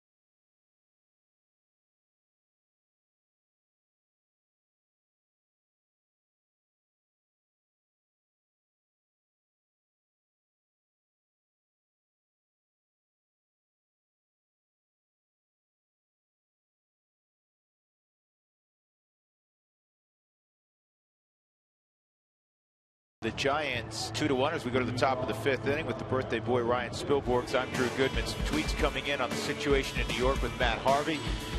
Mets Matt Harvey has just placed a deep dagger in Mets fans' hearts. Why didn't he discuss this 180 innings limit 6 weeks ago? Mets conundrum, Harvey's health versus a playoff run. I'm really getting sick of Matt Harvey. He's no doubt a great pitcher, but the team and fans don't need this distraction at this time of year. Well, first of all, Matt Harvey's being asked about it every day by the New York media.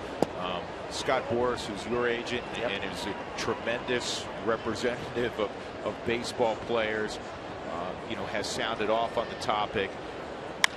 This ball's lined to center field, and where Blackman was shaded, it's going to run all the way to the wall for Jake Peavy. So Peavy with a leadoff double to continue this conversation. The Mets are in a really good place. They have an unbelievable pitching staff.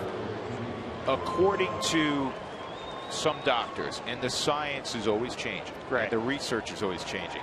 They feel there should be an innings limit. I've heard 160, I've heard 140, I've heard 180 on a guy coming off Tommy John in his first full year back. Honestly, who knows? Madison Bumgarner wasn't coming off surgery, but many people felt like, let's see what he does in 2015, because he threw 270 some odd innings last year with the postseason. Last time I checked, he's just fine. He's fine, and there's a ring on a lot of guys' dugout in that Giants dugout because of Madison Bumgarner throwing the 50+ innings during that postseason run last year. You don't have the San Francisco defending world champs without Madison Bumgarner, and maybe that'll happen for the Mets this year. I mean, it goes back to Steven Strasburg in 2012 with the Washington Nationals, reached the pitch limit, primed for the playoffs. There's no guarantee in baseball. This ball's pretty well hit by Pagan, who homered his last time up. Peavy, being the pitcher, is not going to move up, so he remains at second base after his first extra base hit in 2 years. It's a difficult situation for the Mets organization and for the young man also, because you know he wants to be there with his teammates. He's certainly listening to his doctors. Agent, yeah. He's listening to Scott, his agent Boris. It's not easy. It's not. It's not an easy fix either. I mean, they're going to probably go to the 6-man rotation now that Steven Matz is back. Maybe you put him out in the bullpen so you can save those starts for the postseason. But even if you're going to use Matt Harvey in the postseason, Madison Bumgarner last year pitched in the wild card game, pitched in the championship series, the division series, the World Series. It still added up to 50 innings.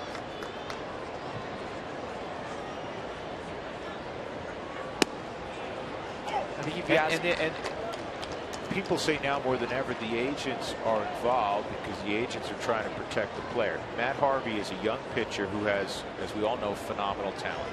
Matt Harvey hasn't been, and I'll steal a player's term in all sports now, he hasn't gotten paid yet. And folks, I get it. They're making $500,000 until they're arbitration eligible. That's still a heck of an income. But in professional sports terms, when you're talking about a star level player, you're talking about a guy that's going to produce a contract well over $100 million. Scherzer got $200+ million represented by Scott Boras, and that's what he's telling us. He said, listen, you're going to risk, because if you blow out again, you're going to risk an enormous payday, take care of your family for generations, etc. And I know fans don't want to hear that, especially New York Mets fans, but that's what's going on now. That is a reality, and if he goes and pitches for the Mets and they make the playoffs and he does his best and he ends up blowing out, they don't win a World Series, who's going to pay his mortgage, who's going to do these things? But at the same time, every single player wants a World Series ring. I'd give my left arm for a World Series ring. Most guys would go all in. If this is the year that you think the Mets can win it, you have to go all in. And that is the personal decision that Harvey's going to have to decide. It's so hard not to make that decision because he's a competitor. We've seen him. When he's on the mound, there's not a better competitor in baseball than Matt Harvey. You know how much it's going to be hard for him to say, okay, sorry teammates, I've been with you since day one. I've rehabbed this thing since October of 2013 that I'm going to have to stop. It's going to be tough. What if they get up by enough? They're up 5 games right now. What if, with 2 weeks to go, it seems pretty secure? They do have ridiculous pitching depth. You mentioned Steven Matz coming back, who's basically a left-handed version of Syndergaard and Harvey and DeGrom. High 90s fastball. This ball's pulled foul by Matt Duffy. 2 on and 1 out. 2-1 San Francisco. I mean, could you conceivably not pitch him the final couple of weeks, but keep him loose enough where he's ready to make a start in the postseason? I'm sure you can, and what the Mets have going for them is talking to some of the Rockies hitters, they feel Jacob deGrom is the better pitcher. This ball is hammered to deep left center field, and it is off the base of the wall, chased down by Blackman. Peavy has scored. Here comes Blanco. It's a 2-run double for Duffy. Bettis has given up 2 hard-hit doubles in the inning, and now it's 4-1 San Francisco in the 5th.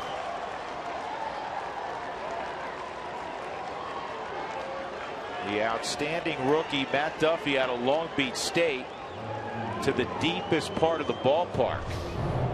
So far tonight, just Bettis' location has been missing far too much over the middle. This ball is hit just squared up for Matt Duffy. That's a hanging slider.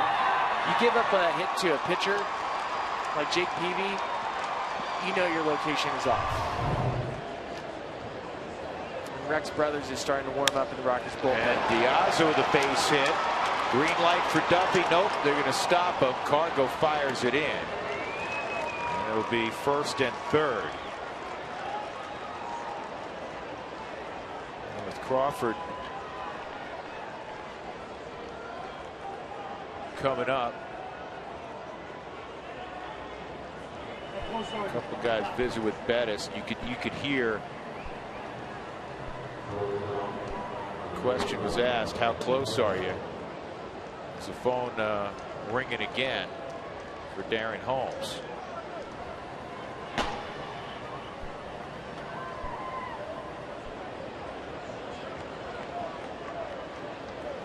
Still not so sure Bettis is going to pitch to Crawford. Let's see. Got the stall going on. Going to look back again at Walt.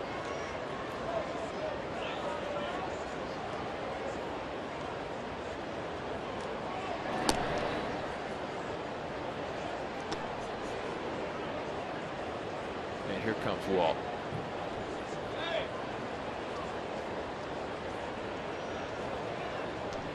The Giants batters were very aggressive against Bettis tonight, but Bettis not his best location. A lot of balls out over the middle. They have an aggressive hitting team with the guys out there tonight. And when he missed location, the Giants made him pay.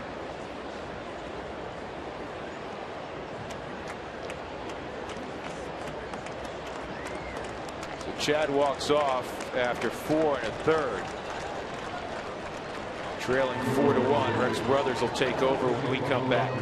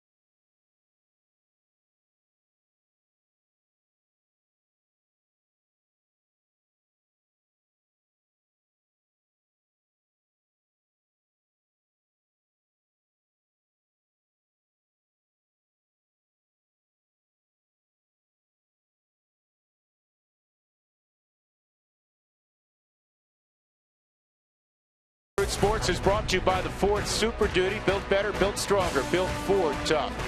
By Southwest Airlines. Book your low fare now at southwest.com. And by CenturyLink, your link to what's next. Well, a rough start for Chad Bettis. One of the most difficult things about being a starting pitcher. You have a bad day as a position player. There's a game tomorrow. For a starter, they have to wait 5 days. Rex Brothers will take over. Duffy at second, Diaz at first. Duffy at third, Diaz at first. Brandon Crawford at the plate. They should be able to turn 2 here. Reyes on the first double play. 1 pitch, and Brothers helps minimize the damage. 2 runs in the inning. 4-1. The Giants leading middle of 5 at 20 at the plate.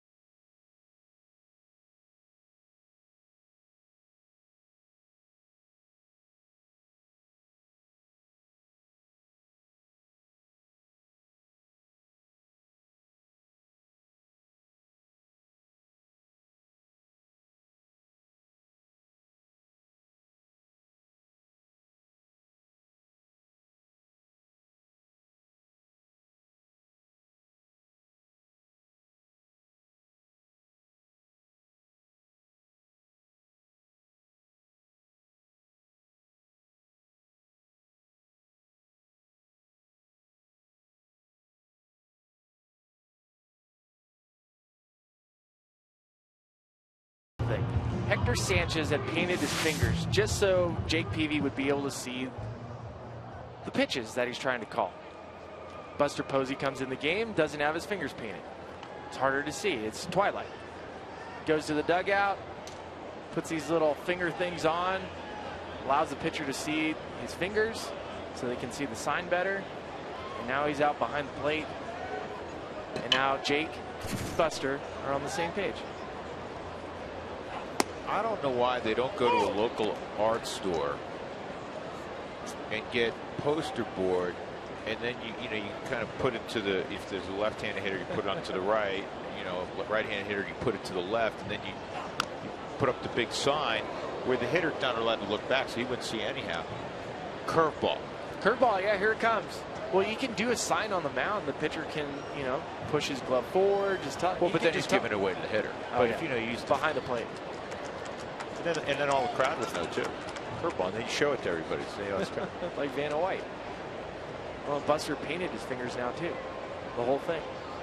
0-2. Just off the outside corner on Ben Paulson. 7-8-9 in the 5th inning. The Rockies have been held to 2 hits and a walk against Jake Peavy.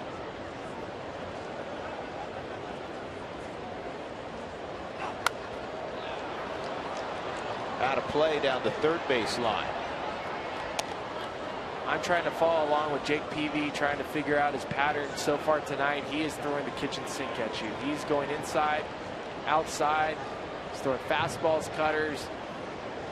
He has no pattern, and that's what's making it difficult. And what's interesting is he's only shaken off about 3 pitches tonight. So he's been on page with Hector Sanchez, and now that Posey's behind, they've been on the same page.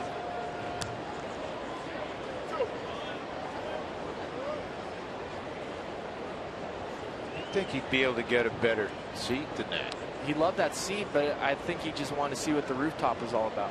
I understand. It's a lot of fun. 2-2.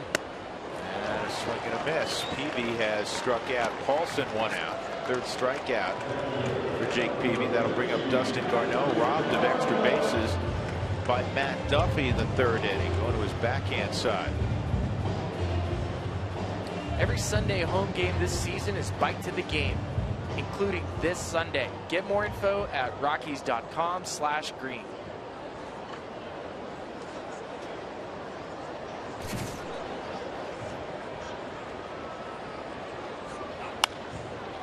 And a high fly ball to center field. God, a little trouble with that. Yeah, that was an interesting route. Now he zigzagged the entire way to that. Rafael Noah is going to pinch hit here for Brothers. Looks like the next pitcher for the Rockies will be that man, Simone Castro.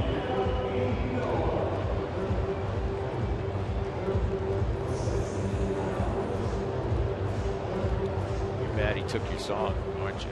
I love this song for him. It's a LMAFO song. It's sexy and you know it. And it's a great play of words with Rafael, you know it. Absolutely. I love it.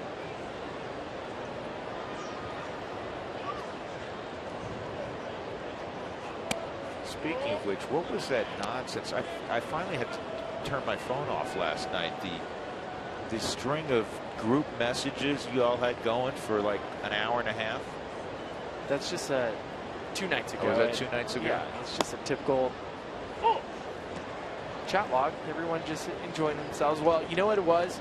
I got doused by Nick Hundley with the Gatorade bath, and I drove home in my underoos, and that's what started. Thankfully, you didn't get pulled over, so there wasn't splaining to do. 2-1. I see the gears working in your head. Yeah, I'm still trying to figure out. I mean, it's almost enjoyable. I wish I would have got pulled over. It would have made a better story. Because sorry, officer, I was speeding. I know I'm in my underwear. No, I was not drinking, but I did get doused with Gatorade. I know it sounds silly. I can not do the alphabet backwards regardless, so don't ask me. And that is strike 3. Noah. Jake Peavy's on his game. He's retired 7 in a row. We go to the 6th inning. 4-1 Giants.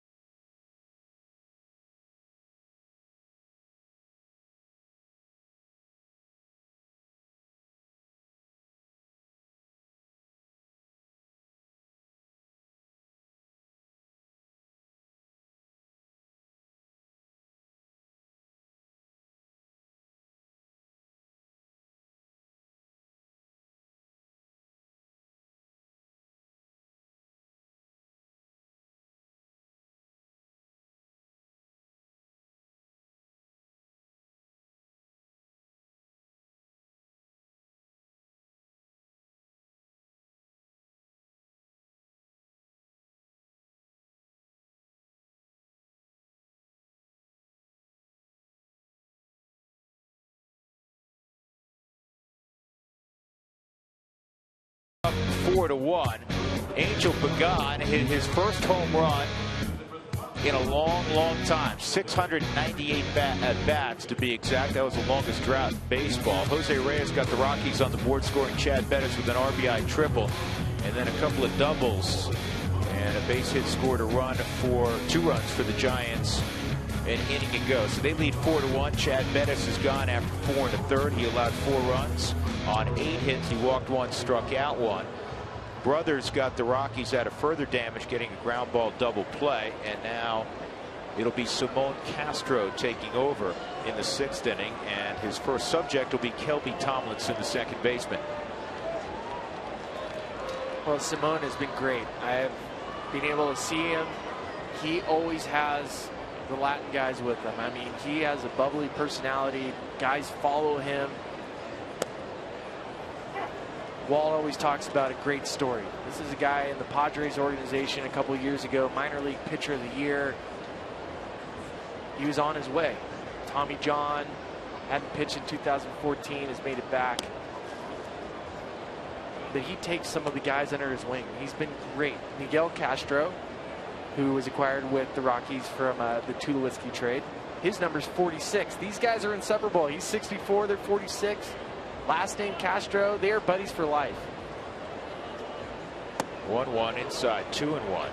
Yeah, and Walt was quick to recognize the magnetism of Simon Castro. He's been great. I mean, sometimes we talk about character, we talk about talent. We have a little bit of both. And I think for Latin guys especially, guys that have kind of gone through some ups and downs, that are able to take other guys under their wing and explain it and be a communicator with the English speakers, the Americans, and bridge the gap. Those guys are hard to find. I mean, some of the best ones that I've been around, Jose Mesa comes to mind. 3-1, swung on a miss, 3-2. Listen, it is a difficult process. You can speak to this certainly better than I can. For anybody to get to this level and stick around at this level, you have to have extraordinary talent and extraordinary work ethic. You have to have some good fortune along the way. And it can be an agonizing and lonely process. DJ gets a good hop, and he just does get Thomason, who can fly. 1 out. But even perhaps more difficult than the kids that grew up in the United States are the kids that come from another country, don't speak the language, and begin as a 16-year-old, maybe in the Dominican Summer League for a couple years, and then they come over here. They literally are so far from home, different culture, and then, you know, different language, and then are asked try to get to the big leagues. And, you know, for the ones that do, like all these guys, really special. Not very, easy. very, very special. And when you have a guy like Simon, who comes from San Jose de los Llanos in Dominican Republic, and that has gone through these trials and tribulations. Posey, a shot to left for a base hit, his first at bat. And he came in for the injured Hector Sanchez an inning and a half ago. He didn't forget how to hit, though. No, and Posey can hit here as well as anybody. Nolan was really close to making that play. That would have been awesome to get on Gerald Posey. But you talk about just coming off the bench. I mean, you don't want to see Hector Sanchez go down. Posey needed the day off. He's been grinding as hard as anybody on that Giants team. He needs the night. Caught a 14-inning game a couple nights ago, followed up behind the plate right after. But then just to walk up and get a hit, he's the best. Yeah, he's amazing. We're showing a shot at Cargo. You know, Carlos, originally from Maracaibo in Venezuela, signed as a 16-year-old, plays over there for a couple years, and then in the Arizona organization comes here in small towns, minor league. You know, as long as you're going to New York City, where maybe it'll be easier to follow and find fellow countrymen, if you will. He learned how to speak English, and he speaks beautiful English. He learned by watching movies in the minor leagues. Just kept watching movies and figuring out what was going on, the dialogue. And you know, he's a bright guy, and he taught himself how to speak English. 0-2. And this is rolled to first. Morneau with a good feed. No return throw from Reyes on Noonan. There's 2 outs, and that'll bring up Peavy. There are so many great stories about American guys teaching Latin guys how to speak English. A lot of them I can't say on air, but they're hilarious. But I remember in the minor leagues, a lot of times we go to Subway. We go get a sandwich at some place, and we'd always bring our Latin guys with us because, hey, we're going to go get lunch. You want to come with us? Yes, because we can't order food. So wherever we went, there was a guy, Joaquil Guanza. Every time, no matter what someone ordered, his word was same. I'll have the same. So if you were a tuna salad guy, that's what he's eating, tuna salad. I mean, you're at the mercy of whatever someone's going to order. And you'd see him sometimes, he'd sit there with a grumpy face like feeding a child. You know, mom made this mush again. Yeah, he's got to eat it. He learned very quickly who to get behind and who not to be behind in line. Yep. Get behind the big first baseman. They usually order pretty well. Rockies have been out hit 9-2 in this game. Peavy launched a double, his first in a couple of years, his last time up. This guy's always been a gamer. Peavy came here to play tonight. Yeah, he's out of Mobile, Alabama. Was going to sign with Auburn, and yet he's a big Crimson Tide football fan. Go figure. I don't know. Tide still tied right now, 14 with Wisconsin. With the Badgers. You've adopted the Badgers. I have adopted the Badgers. He played. Oh boy, look at this. This is launched again by Peavy, and it hits off the top of the wall. Noonan around third. He's going to score. That's a bad break. Had that hopped over the wall, he would have had to stop at third. Jake Peavy going Little League tonight on the Rockies. He's pitching well, and he's got a pair of doubles. And his first RBI of the year. Well, that's a fastball this time, and it's up over the plate. Peavy jumps on it. It's a decent swing for a pitcher, and this is what the Giants needed tonight. Lost 7 straight. They need guys to step up tonight and do things that they may not normally do. Peavy with 2 doubles is not something he normally does, and this is something the Giants need more than anything. Angel Pagan, a double and a home run tonight in 3 trips. And Simone Castro hits the strike zone there. It's 0-1. What did we say at the top of the broadcast? You're not going to recognize perhaps all the names in the Giant lineup. They have the goon squad out there because of guys who are either injured, sick, in the case of Brandon Bell, or just too beat up that they needed a day. Buster Posey. Now Posey's in the lineup. Back in the lineup. And this squad has produced 10 hits, 5 runs here as they hit with 2 outs in the 6th inning. The day after every Rockies victory, like today, get 50% off your online order at Papa John's. The promo code is ROCKSWIN at papajohns.com. Rockies have won 3 straight.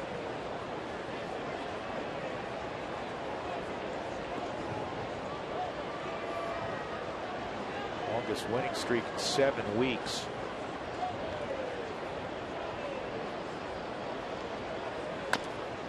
What's amazing about the Giants, and I know a lot of things the last 5 years of producing 3 World Championship teams. Spilly, they're hurting right now because of the sweep at the hands of the Dodgers and what the Rockies have done the last couple of nights to them, and started the day well back in the division. However, they've been in the thick of it, still chasing the Dodgers for 5+ months. They've had 3 losing streaks of 7 games this year.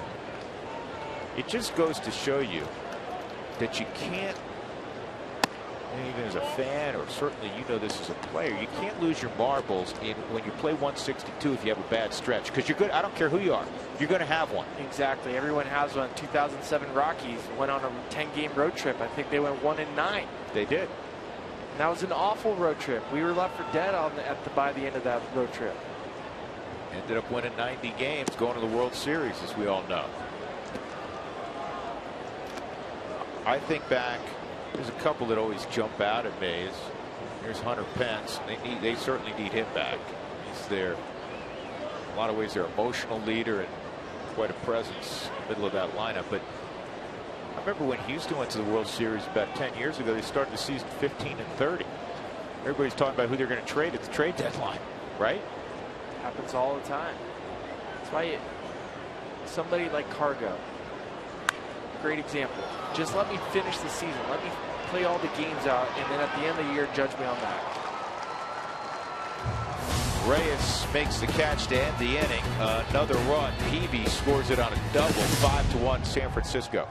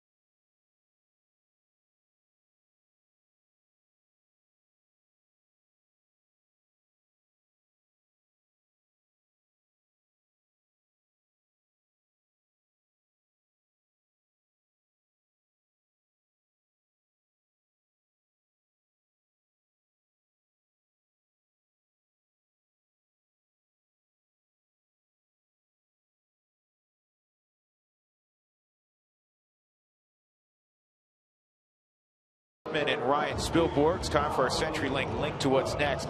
Final game of this 4-game set tomorrow afternoon, and Madison Bumgarner will have it. The Giants ace, Johan Flande, fellow left-hander for the Rockies, has been real solid, 3-1 with an ERA right around 4.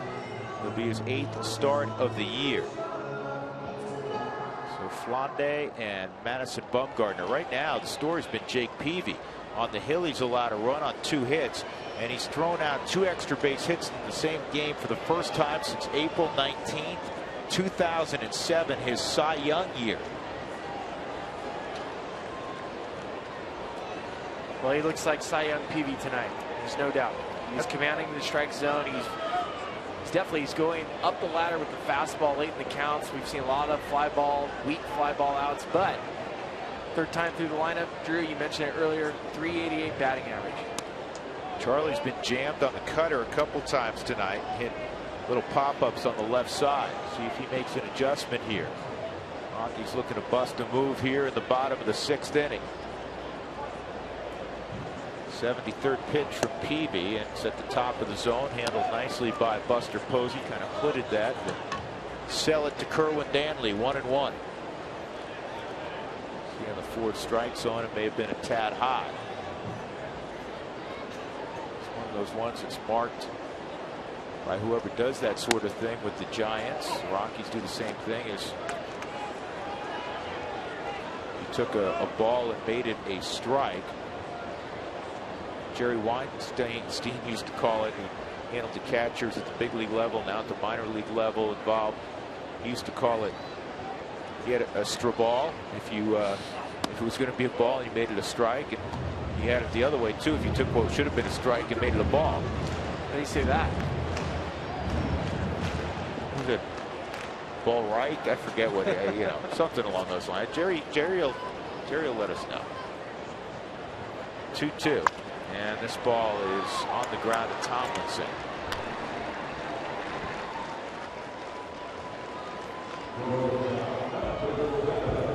Jose Reyes a triple, one of 2 hits for the Rockies. It drove in Bettis in the 3rd, their only run. The world's best barbecue competition teams will be at Coors Field Saturday, September 19th. I'll be there for sure. Purchase the barbecue ticket package to vote for the Fans' Choice Award, sample some incredible barbecue, and visit with award-winning cooking teams. Another base hit for Jose Reyes, and it's bobbled out there by Blanco. Reyes says thank you very much. I'll move up 90 feet. So a single and an error.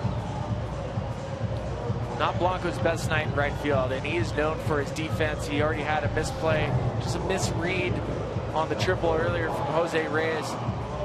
And Jose Reyes getting on top of these fastballs. Peavy has been throwing a lot of pitches up in the zone. This is just a bad play right there. That is an uncalled for play for a guy that is a very, very good defensive outfielder.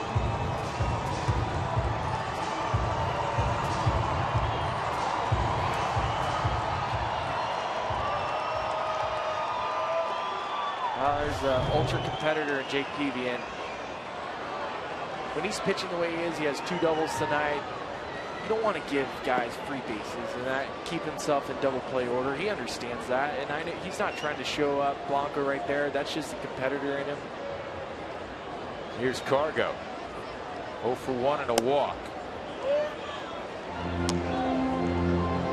was asking Bruce Bochy earlier, I said, think about passing on him in a key situation, even if it meant moving a runner. In other words, first base was occupied. And he looked at me and said, you can't, because look who's on deck.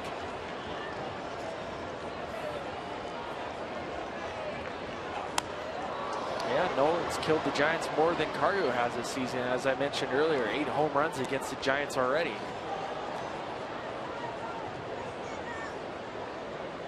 1-1 on Carlos, 1 out. Reyes at second. Rockies trailing by 4 here in the 6th.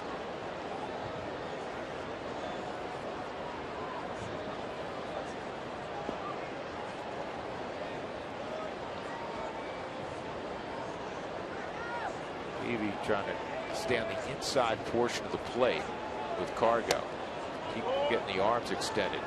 Talked about this yesterday. Cargo, 25 home runs in his last 50 games. That has never been done before by any Rocky. The best prior 50-game stretch was Bichette with 23 home runs in '95, Vinny 21, Walker a couple times with 20.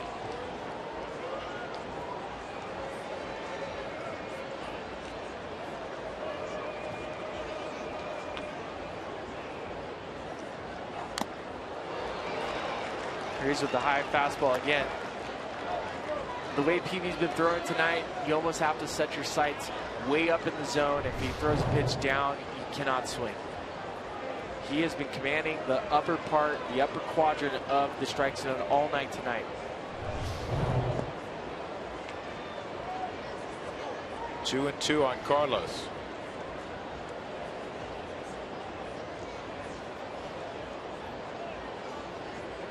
I don't know if that was a bluff for Ray as he patted the ground. Sometimes you'll see catchers with a runner at second, especially a veteran runner, a savvy guy, a shortstop, try to deke him so he doesn't pass location to the hitter.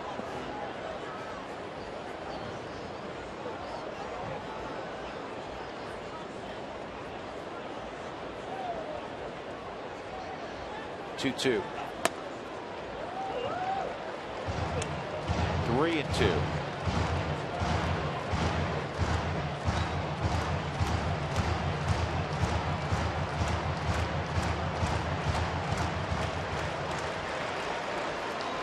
Knowing Jake Peavy and the score, like I tell people all the time, the scoreboard dictates how you pitch, how you do things. Still have a 4-run lead.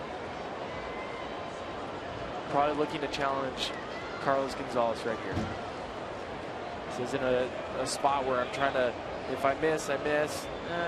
Still in a situation, I don't want 3 guys on base because of Nolan, how hot he has been on deck. So here you go. Buster and Jake are going to talk it over.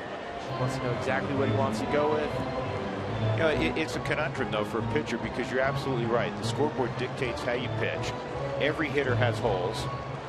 And if you're too careful, all of a sudden, now you got Cargo at first. And yeah, you're up 4, but you got a guy with 35 bombs who's swinging the bat great at the plate, and you make a mistake. Next thing you know, you're in a 1-run game. And especially in this ballpark, those are the things that run through a pitcher's mind. Exactly. And most people think, well, you got first base open, first and second. It still increases the probability that you'll score more runs. Cargo out in front a little bit. This is going to, I believe, get in the seats. It will.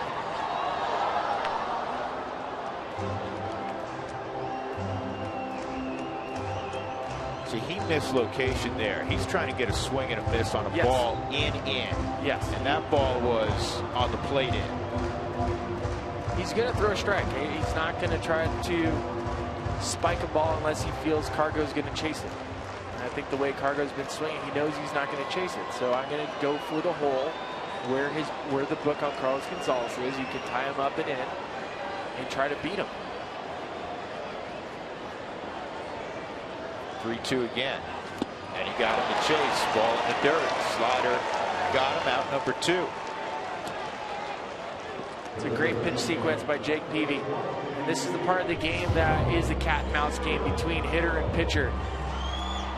Knowing or hoping that he's going to chase, but knowing if I throw this pitch and I miss location, he could hit this ball. But I'm going to trust myself. I'm going to challenge him. It's a good sequence of pitches. That's Jake Peavy's pitching tonight. He's pitching really, really well. He's handled Arenado twice. Nolan 2 strikeouts.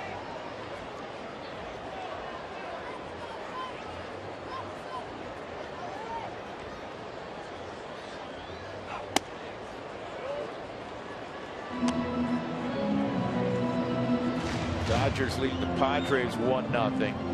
They're in the 5th inning in San Diego. Dodgers won yesterday. They're up 7.5 games on the Giants.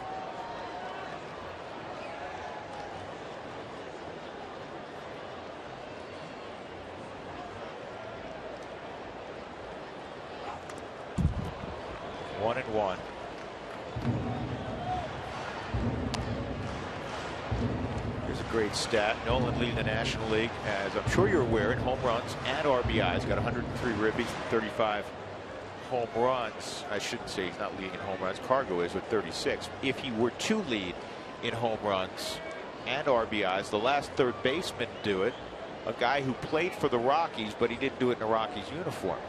Hojo. Howard Johnson. So we've mentioned Chris Sabo and Howard Johnson in the broadcast. Same night, back in 1991. 1-2. That's the one pitch you talk about. Every hitter's got holes. Barry Bonds had a hole. It was up and in of his hands. I don't know who doesn't have that hole, right? Yeah. But slider to a right-hander away is a hard pitch for a lot of guys, and that's the one pitch Nolan will chase. That was the one pitch that I would chase, and it chased me all the way up to this booth.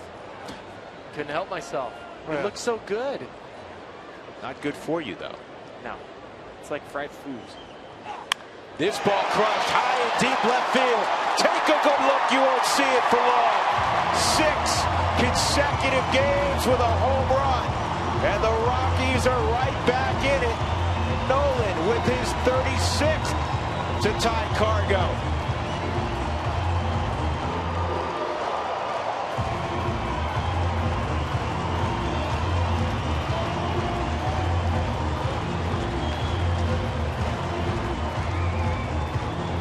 As some kind of run Nolan Arenado is on, and if you look at this back foot, watch how he loads it up. It loads up his back leg so he can get the hands straight through the zone, and you can see how fast the bat is going through the zone.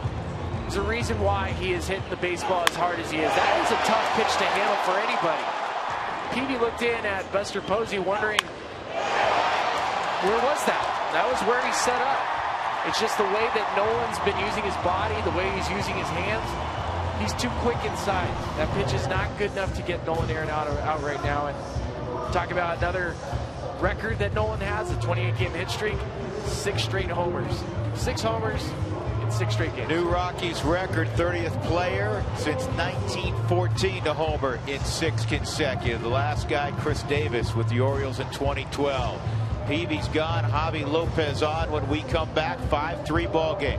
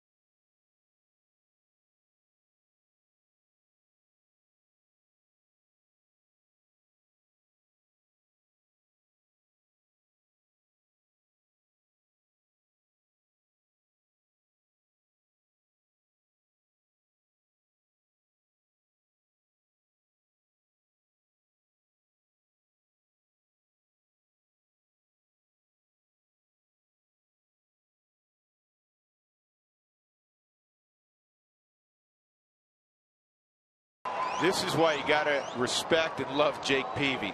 This was a few moments ago when he came out of the game. He's yelling at himself. He's yelling in general, talking to anybody who will listen to him. Dave Righetti, Hensley Mullins. But listen, if you're a competitor, you love that, right? Yeah, I'll stand behind that guy any day of the week. You wouldn't think he's on the plus side right now. His team's actually leading still 5-3. And that is a jam shot if you ever seen one or no. Is out 1-3 as Javi Lopez will end the inning. But the Rockies right back in there. Nolan Arenado, Carlos Gonzalez, they're both on some kind of roll.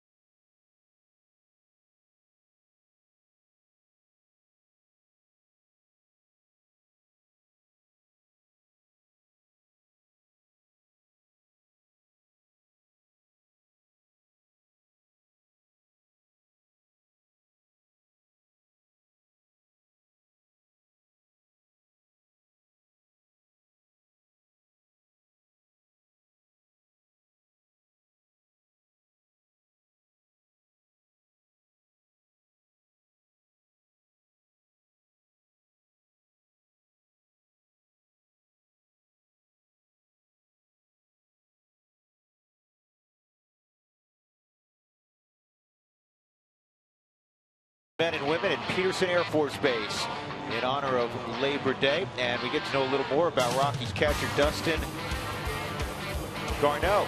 All this and the best plays of the week tomorrow after the game on Rockies Weekly.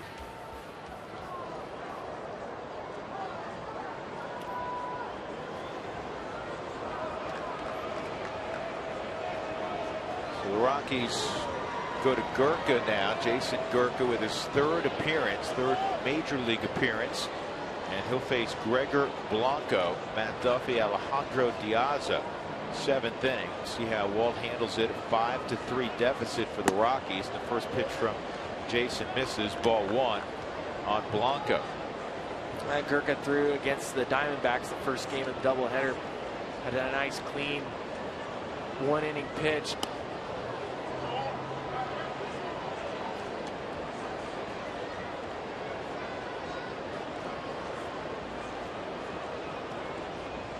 Castro went an inning, gave up a run on 2 hits. 2-0 is hit a long way to center field. And this one is gone. Wow. Gregor Blanco, not a guy you'd expect to hit the ball 430 feet, just did. And it is now 6-3. 4th home run for Blanco this year.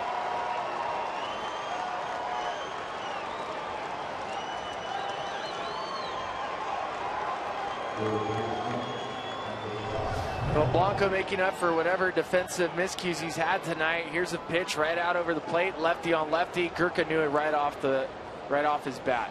That's another pitch missed, middle of the zone to a Giants hitter, and they have not missed tonight. Popped up foul ground. Morneau will take a look and not going to be able to get there.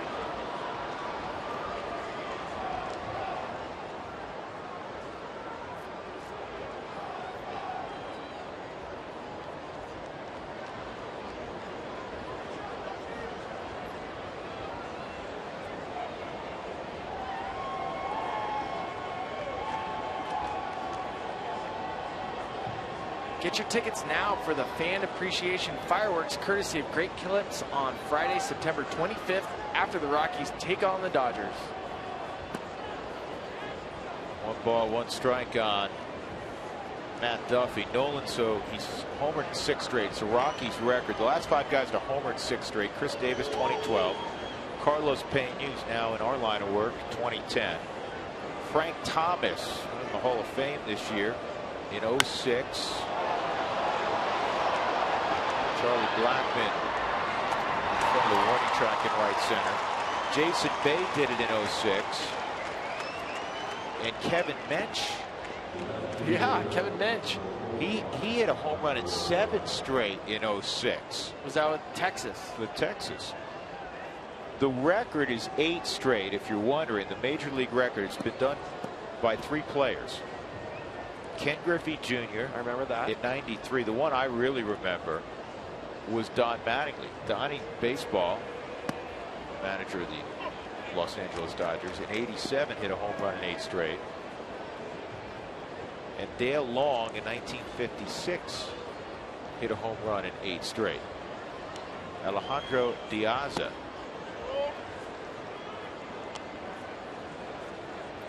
Throw that pitch again. He didn't like it. Like he's shaking his head. Diaza 1 for 3 tonight, batting cleanup. He had to be as surprised as anybody. He looks, he's in the lineup, and he goes, "Whoa, I'm batting cleanup here." Second hit of the night. Yeah, he's had himself a decent night.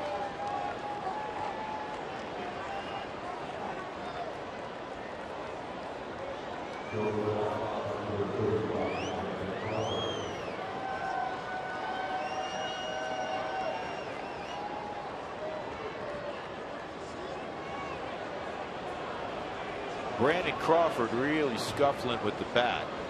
He's 0 for 3 tonight. Last night he took an over and struck out 3 times.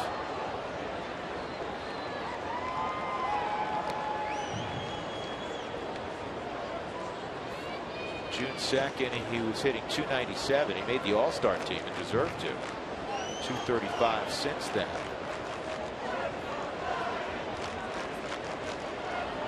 2 for his last 31 at the plate. Gurka's pitch on the corner for a strike.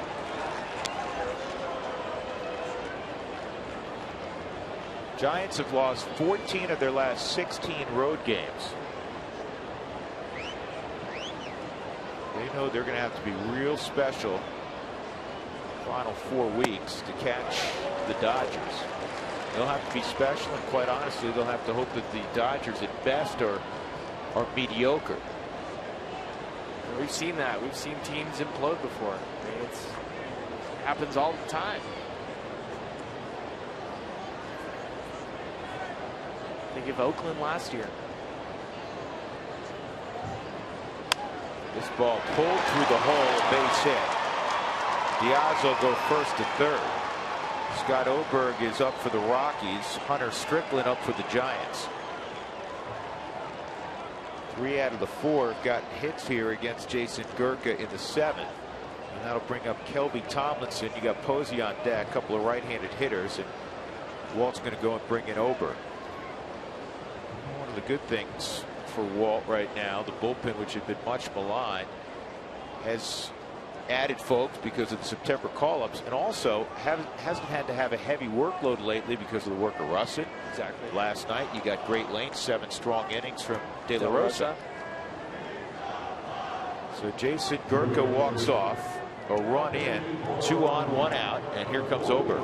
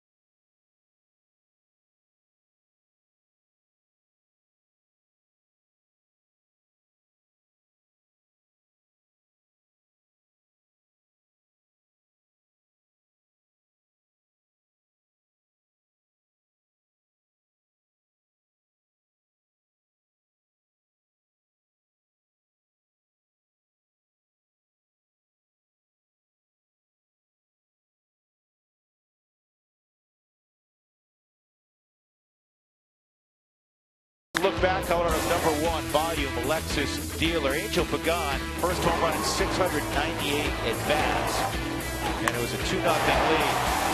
4-1, excuse me, 5-1 when Nolan hit a 2-run home run an inning ago.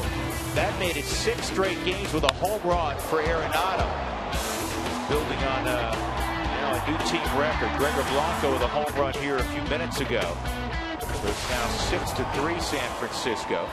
The Rockies have been out hit this evening 13-4, and now they turn to Scott Oberg. He's the 4th guy out of the bullpen. Chad Bettis, the starter, went 4 1/3, allowed 4 runs on 8 hits. He walked 1, struck out 1. And at the plate is Kelby Tomlinson. And Oberg, the hard-throwing right-hander, gets a foul ball.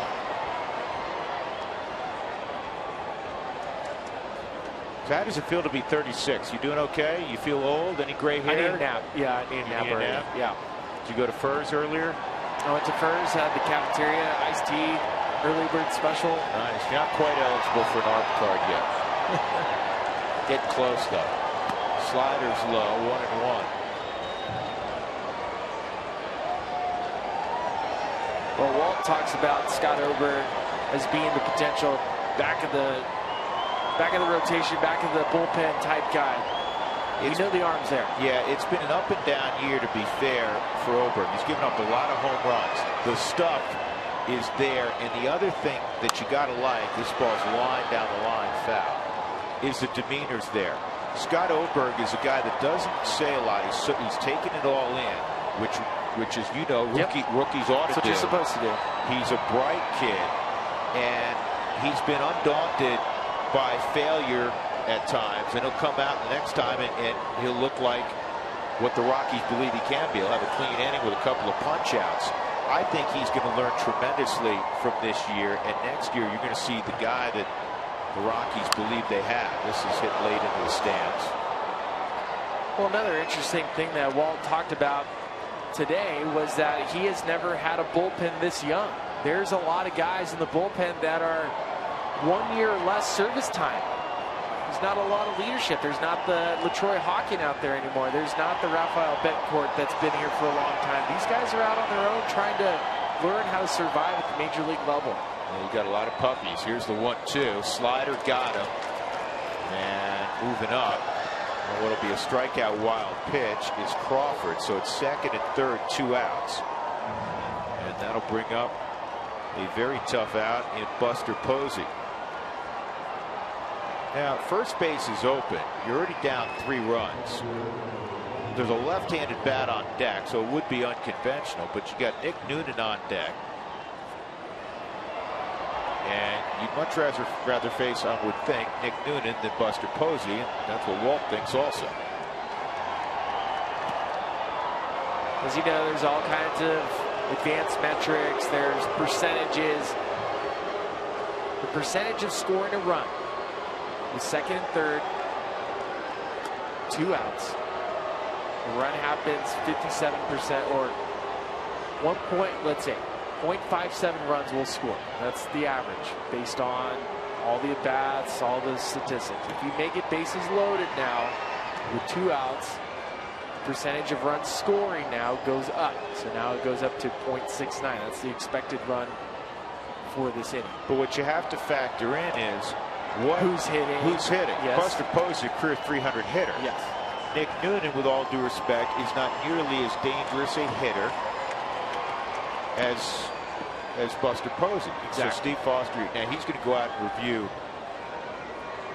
a game plan, scouting report on Noonan. Again, Noonan is playing his first game this year in a Giant uniform. And he's swung back very well so far. He should have 2 hits if it wasn't for a ball that he hit off of Chad Bettis that he kick saved to DJ. Noonan's been very aggressive tonight, so that's probably what Foster's telling him right now is, hey, he's been very aggressive. You got Marlon Byrd on deck. You don't want to see Byrd this inning, obviously.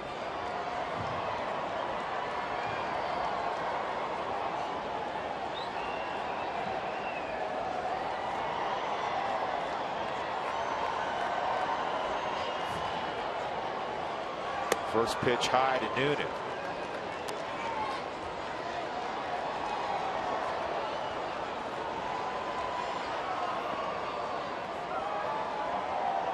Bases loaded. Rockies down 3, top of 7. And that's too tall. It's 2-0. Always talk about how difficult this game is, and also how difficult it is for scouts to project what a player will be 4, 5, 6 years down the road when you draft, say, a high school player. That's a ball, 3-0. Nick Noonan was the #1 pick. Now he's gotten to the big leagues. That's a positive right there, but now he's trying to stick around and have an impact. 3-0, and Oberg maybe got a generous call from Kerwin Danley. Borderline strike. Thankfully, it was called a strike. It's 3-1.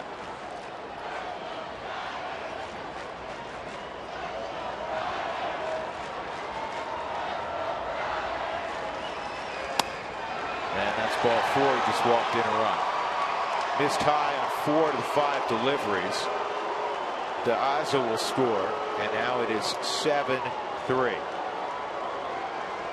And now you got to deal with Marlon Byrd, who's been in a slump, but he's a guy that could do damage, significant damage, with one swing.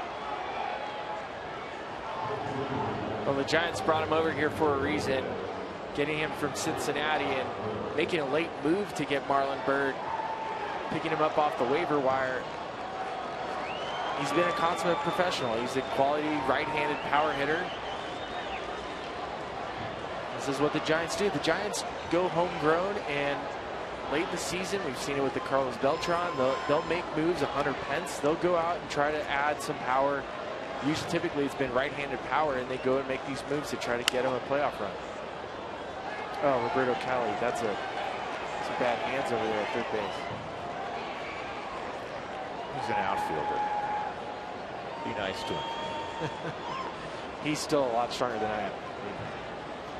I wouldn't say that to his face for sure. I wouldn't say that.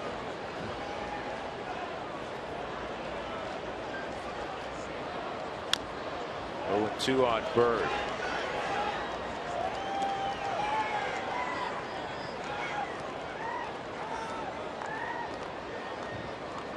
Eighth man to hit in the inning.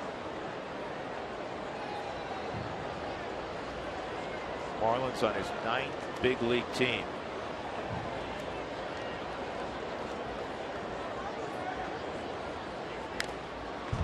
Only guys who've played for more teams. Bruce Jent's played for 11. Our good friend LaTroy Hawkins now has played for 11 up in Toronto. Edwin Jackson has played for 9. Jason Marquis, who recently retired, former Rockies, played for 9. Josh Wilson, a former Rocky, has played for 9. Most ever. Swung on and missed, and that'll end the inning. 2 runs come in the inning, and now the Rockies' deficit is 4-7-3. Octavio Dotel played for 13 teams.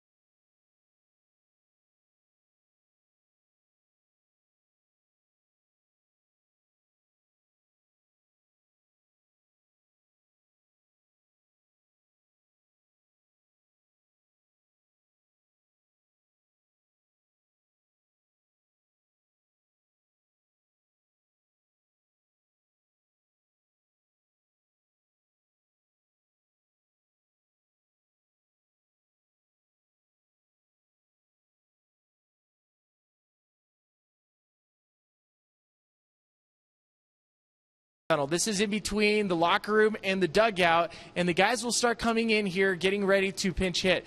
Garrett Carson is going to throw batting practice in here to some of the guys. We'll throw about 250 to 300 balls a day, just getting these guys ready for one at bat. It's pretty crazy to think about. So guys will come in here, stretch, hit off the tee, do some soft toss work.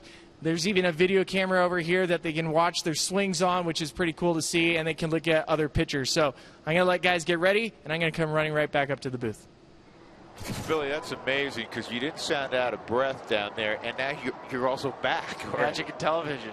Isn't that great? That was really cool. I didn't know there was an elevator from the hitting tunnel right up to our booth. Hunter Strickland, who we saw yesterday, is in the ball game. He threw 2/3 of an inning and had a strikeout yesterday. DJ LeMahieu for the Rockies, bottom of 7, 7-3 San Francisco. Rockies have a 3-game winning streak. The Giants have gone the other way of late. They have a 7-game losing streak. We talked earlier about 3 different guys winning a batting title on the same team. It's never been done. Yeah, consecutively, it's never been done. The Rockies won 4 batting titles in a row with 2 different players. It's Larry Walker and Todd Helton. Walker, I think, had 3 of those.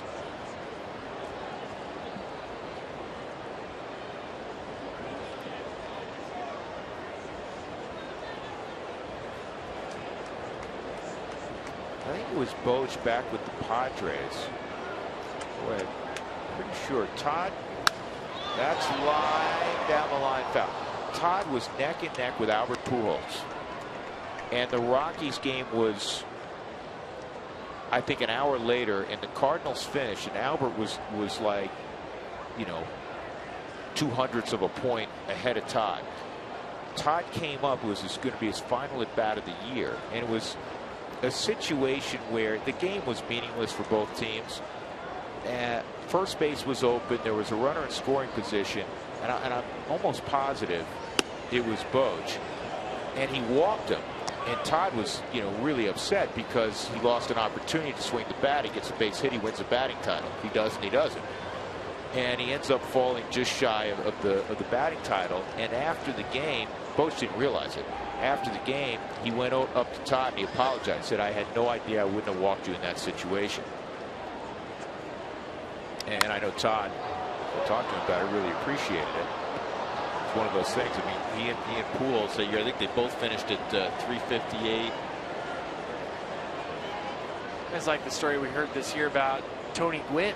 When Matt Kemp got the first cycle for the San Diego Padres, I believe it was Jim Riggleman, sat him down after a blowout, and Tony Gwynn had triple, double homer, and pulled him out of the game, and Tony didn't say anything to get that 4th opportunity to get the base hit, which he most likely would have gotten. Ground ball to second. Strickland able to get DJ. DJ 0 for 3, and that'll bring up Ben Paulson. A fly ball to left and a strikeout for Ben.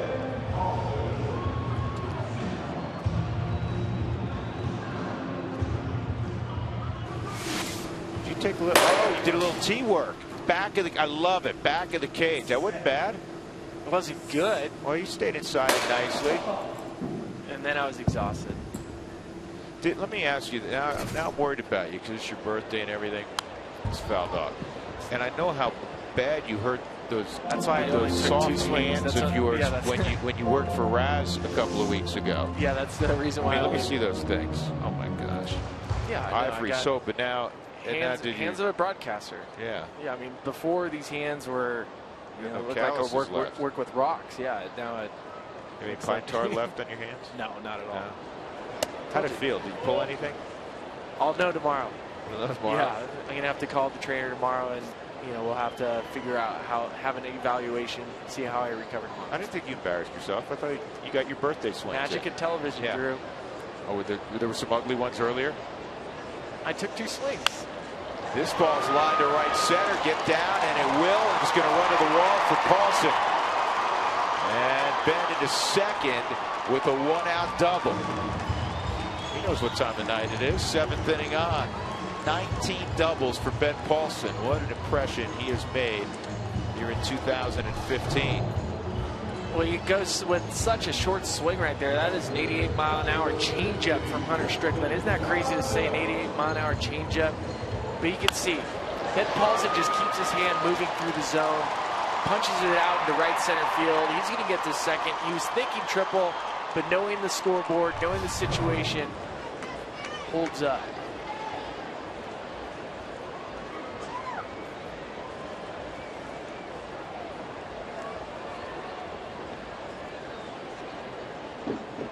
Dustin Garneau at the plate. He takes a strike. Ground ball down the third base line. Looked like it was going to be a double, and Matt Duffy grabbed it on the backhand side and threw him out by a quarter step.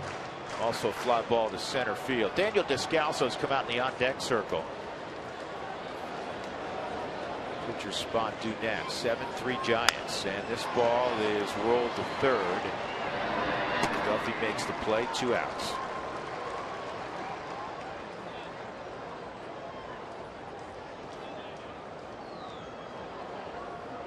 Happy birthday, Spilly. Look at that picture.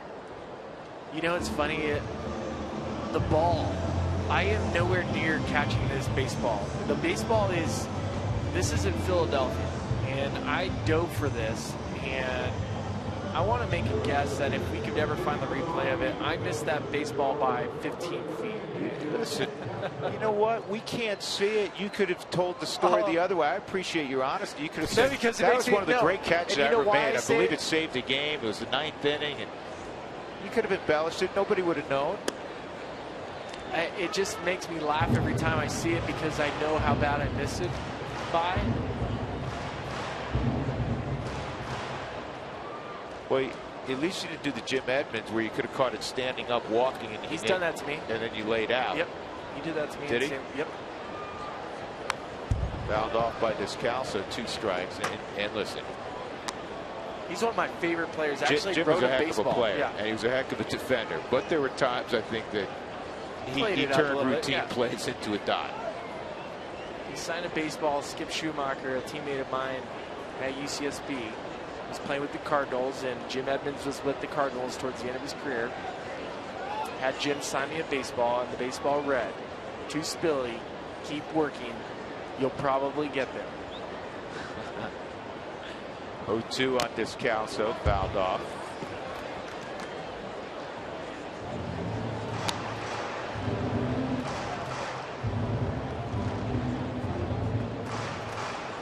There's Gonzalez Germain warming up in the pen for the Rockies.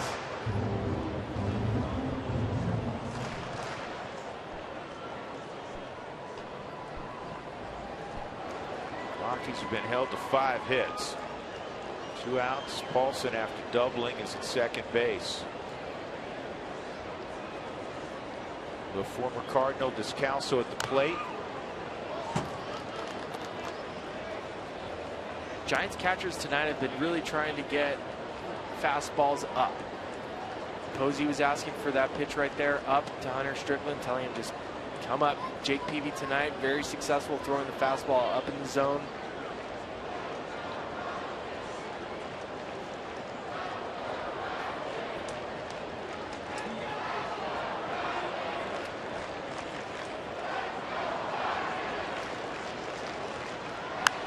And this is in the air to Diaz in left, and he'll make the catch to end the inning. So Paulson left at second base, and we move on to the 8th inning. 7-3.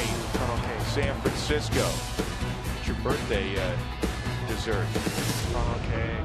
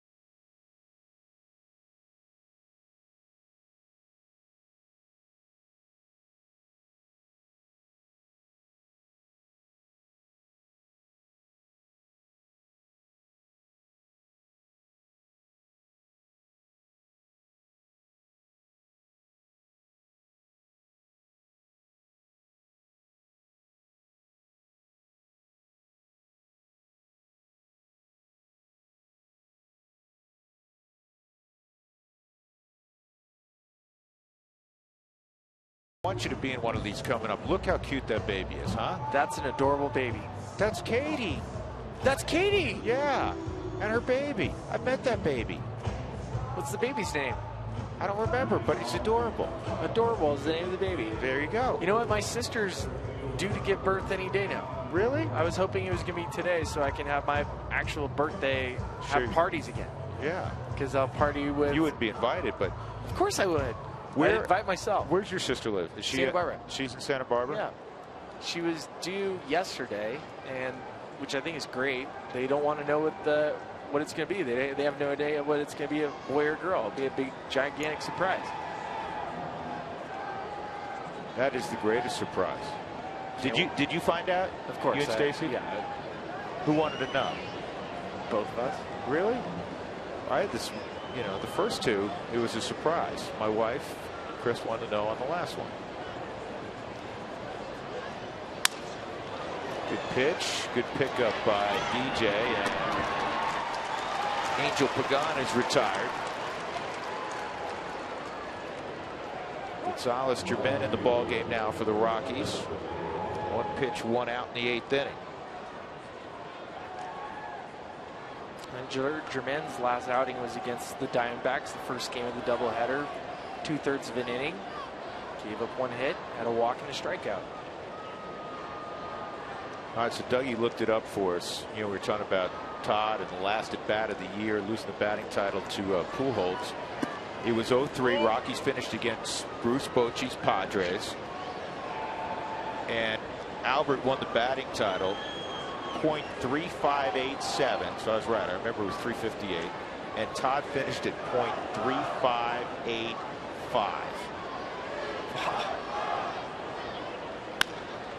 Up the middle, Rays can't get there.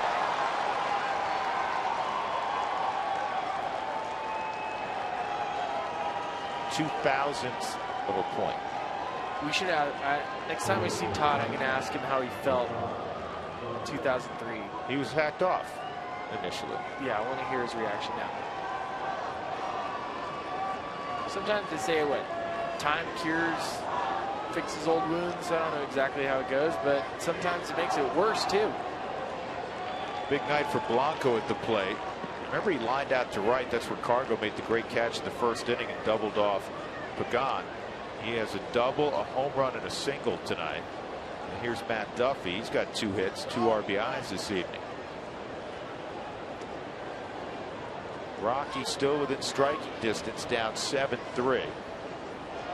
Some would say it's a curse, but it's the beauty of this park and also this offense that you're up 4, and Bruce Bochy does not feel at all comfortable, especially knowing how this offense operates. This is sliced near Cargo, and he's going to have to field it on a hop. Even that play just shows you what great hands he has. He couldn't get there. He's going hard. Slams on the brakes, and instead of the ball getting behind him, he has soft enough hands that you played the outfield forever. Describe this. I think if there was a shortstop that was left-handed, it'd be Carlos Gonzalez. That's how soft his hands are, and with the way his legs have been feeling, this is actually a pretty tough play for him. Slowing down, we've heard about the left knee tendonitis that he's had. So I always pay attention right after a play like that if he's going to kick out his leg. So far, I see nothing. 15 hits tonight for the Giants. The first 3 in the lineup, Angel Pagan, Gregor Blanco, and Matt Duffy, have 8 hits. And they also have a couple of home runs. You don't think Pagan's going to go deep, and you don't think Blanco's going to go deep in a game. And over their last 18 games coming into tonight, they had 7 home runs, and 2 were hit by pitchers. This should be 2. Double play, that'll end the inning. So we'll go to the bottom of the 8th. It remains 7-3. The Rockies trailing the Giants.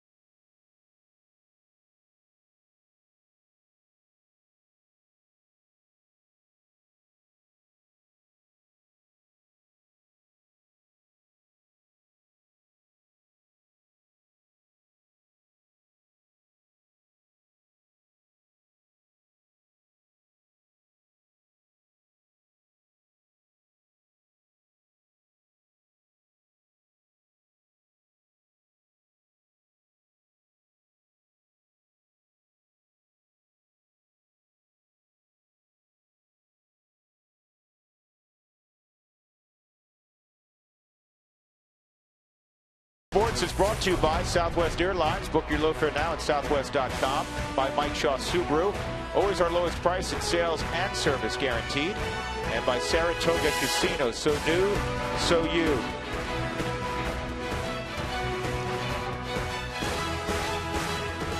Rockies trailing 7-3 on a brilliant Saturday night in Denver, Colorado. With my partner, Ryan Spilborghs, who turned 36 today. I'm Drew Goodman. Josh Osich is on from the left side after Hunter Strickland pitched a fairly clean 7th inning. Top of the order for the Rockies.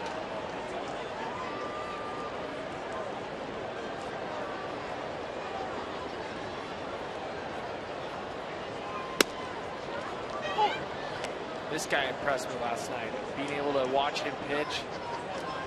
Left-hander throwing about 98 miles an hour. Oregon State guy, had Tommy John when he was in college.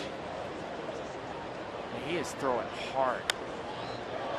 That was 97 on the knuckles. And I saw Corey Sullivan today, and he was talking about getting to the ballpark, and last night watching and seeing Josh pitch as well. And he said, I am glad I'm not playing this. That would have been a nightmare he'd be facing a guy like this with a hard slider. More and more, it seems like they're a dime a dozen. 0-2. This is a 6th rounder. I mean, the guy throwing 98 miles an hour, and he's pick number 279 in a major league draft. That last pitch he threw was a 93-mile-an-hour slider. Exactly. 86-mile-an-hour changeup. I jokingly said it tonight when Hunter Strickland gave up a hit to Ben Paulson, and it's an 88-mile-an-hour changeup. It needs to be an average fastball. Yeah. 2-2. Bartolo Colon threw a complete game shutout. Oldest since Warren Spahn. 3-2 on Charlie. Rockies need base runners. Mr. Late Night's in town for my birthday. Hair's a lot lighter than I remember it. Yeah. This is Mr. Late Night next week. Can't wait. Up in Seattle. Hey, who wants tacos? Fans follow @RootSports_RM on Twitter to receive alerts for the Rockies taco special, and the Rockies score 7 or more runs.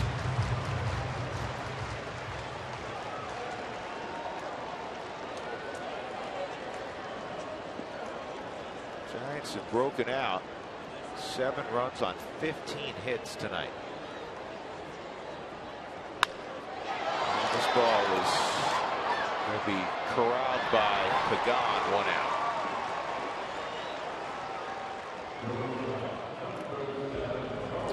Follow the Rockies with MLB.com at bat, the #1 app for live Rockies baseball.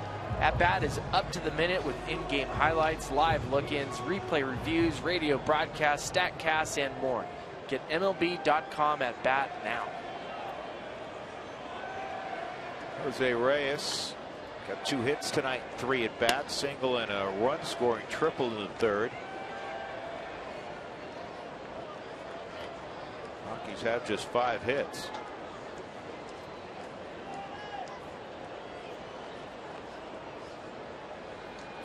Well, this is the inning you're hoping to do some damage with Nolan and Cargo. Visually take a look at Jose's night. This ball just over the glove of Blanco to drive in Bettis, who had singled. And a solid single to right, and Blanco fumbled it. Jose ended up at second base. He'd come around on the 2-run home run by Nolan Arenado. Miguel Castro getting ready for the Rockies.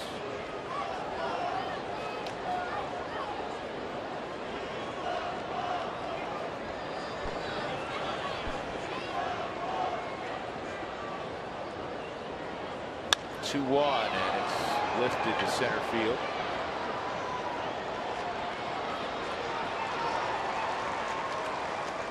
Who was your favorite center fielder to watch when you were playing? Andrew Jones. Andrew Jones at center was the best. For a while in college, we would mimic trying to catch the ball down low. The Dexter Fowler catch now, you know, the Devon White type, catch the ball by your belly. Glad I never did in the big leagues because I know I would have dropped it. But Andrew Jones was amazing in center field. Cargo tonight, a walk in the first, a pop out, and a strikeout on a 3-2 slider from Peavy.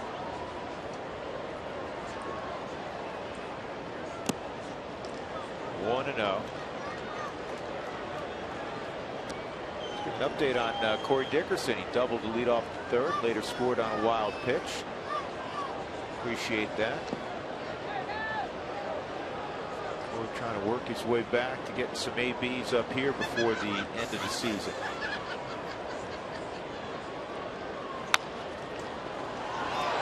Posey trying to jump on it, and he just did get Cargo. Well, there's a clock in the head of an infielder and a catcher. They know exactly who's running, how much time they have, and Posey just did get Carlos. We'll go to the ninth, 7-3 San Francisco.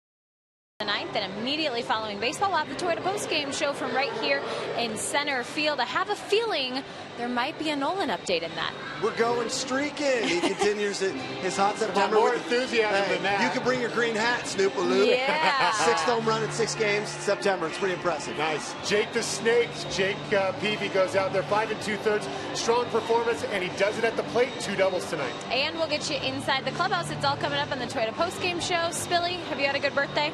I have. It looks like Corey, you need to move the seat down. You look gigantic tonight. Can't. It won't go down.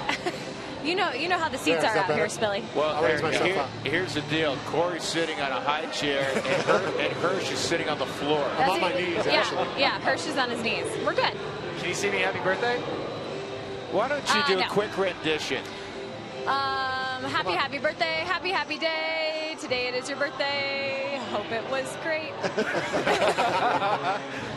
Jenny, thanks for playing, Jenny. I appreciate it. Had you been a little older, that would have gotten you on the Mickey Mouse Club. Thank you. All right. Thank you very much. We'll talk to you guys in a little bit. Sounds great. All right. Miguel Castro has the baseball here at the top of the 9th inning. A long string bean kid who can really throw the baseball. One of 3 pitchers acquired in the Tulowitzki deal to Toronto. It's his second performance up here. I think he was a little nervous in his first one. You have to be. You have to be nervous. He goes an inning and a third, gives up 3 hits, 4 earned runs. Of course he's nervous. I mean, at times some of the guys you feel like you have the weight of the world. You get traded for a player. It's a franchise type guy. You want to come up here and you want to make a statement.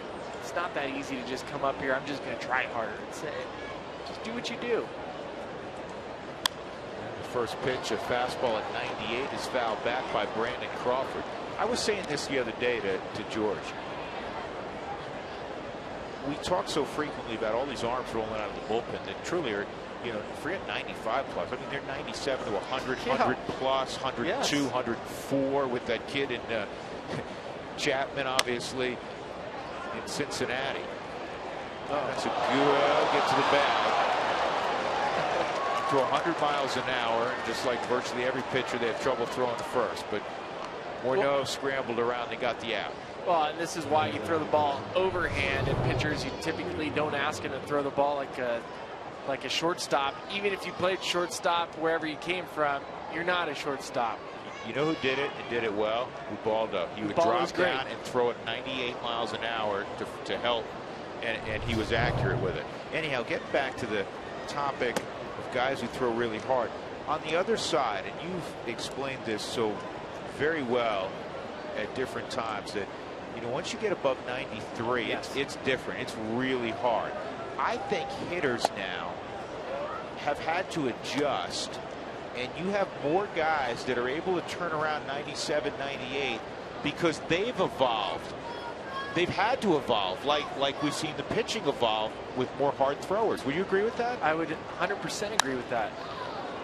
But I've also noticed, talking to the guys in the clubhouse, that a lot more guys are guess hitters.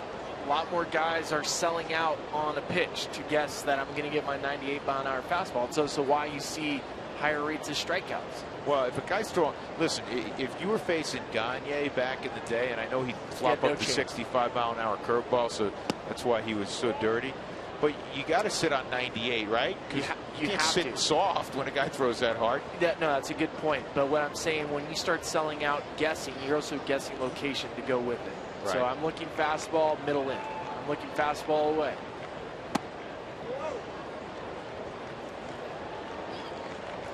That's a walk to Kelby Tomlinson with one out. And that'll bring up Posey. Third at bat for Buster, since he had to come in for Hector Sanchez, who sprained his left ankle, and he's getting x-rays on it. That's the word from the Giant clubhouse.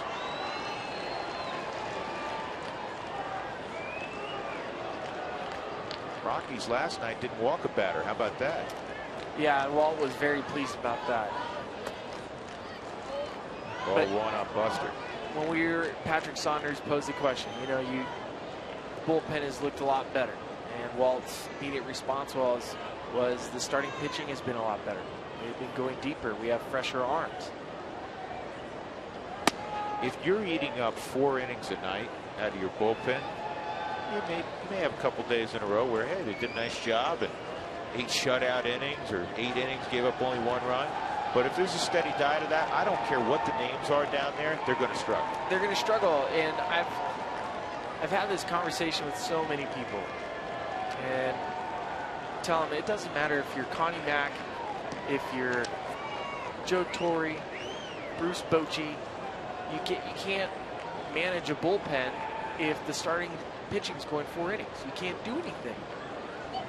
And like the Rockies had to do it many times during the season, they just were using the freshest arm available.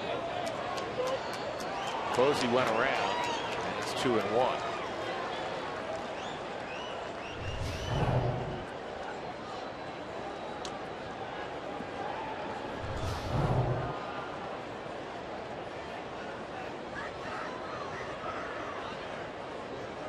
Year-old Miguel Castro with the run and go. This ball's hit to deep center field. Charlie has room in front of the wall. He makes the catch, and Tomlinson will go back. Right off the bat, Posey didn't get it. He looked in disgust as soon as he hit it. He didn't run hard to first base. He knew it was an easy fly out. Off the bat, it looked good to some of the fans, the screaming. But you can see the face of disgust with Posey. Just sets the bat down. He knows he didn't get it. Just a click off of the end of his bat.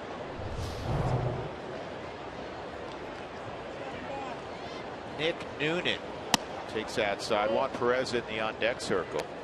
Saw Posey go in and whisper in Perez's ear as he went by. My guess, you're more educated on this, he was giving him an idea. He's probably saying it's straight or has a little bit of run. Right, giving him some idea what he's going to see, right? Yeah, you're trying to give movement. You know it's coming at 98. The scoreboard says it.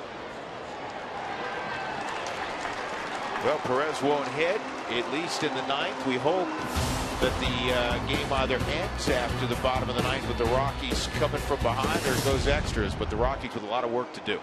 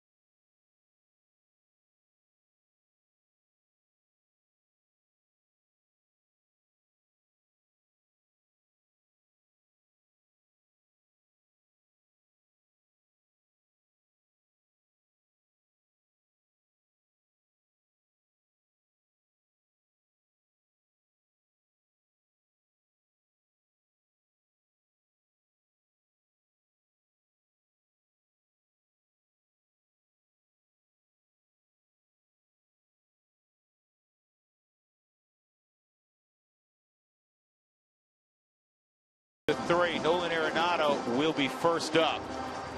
And the Rockies will face the closer for the Giants, Santiago Casilla. It's time for our Jimmy John's delivery of the game.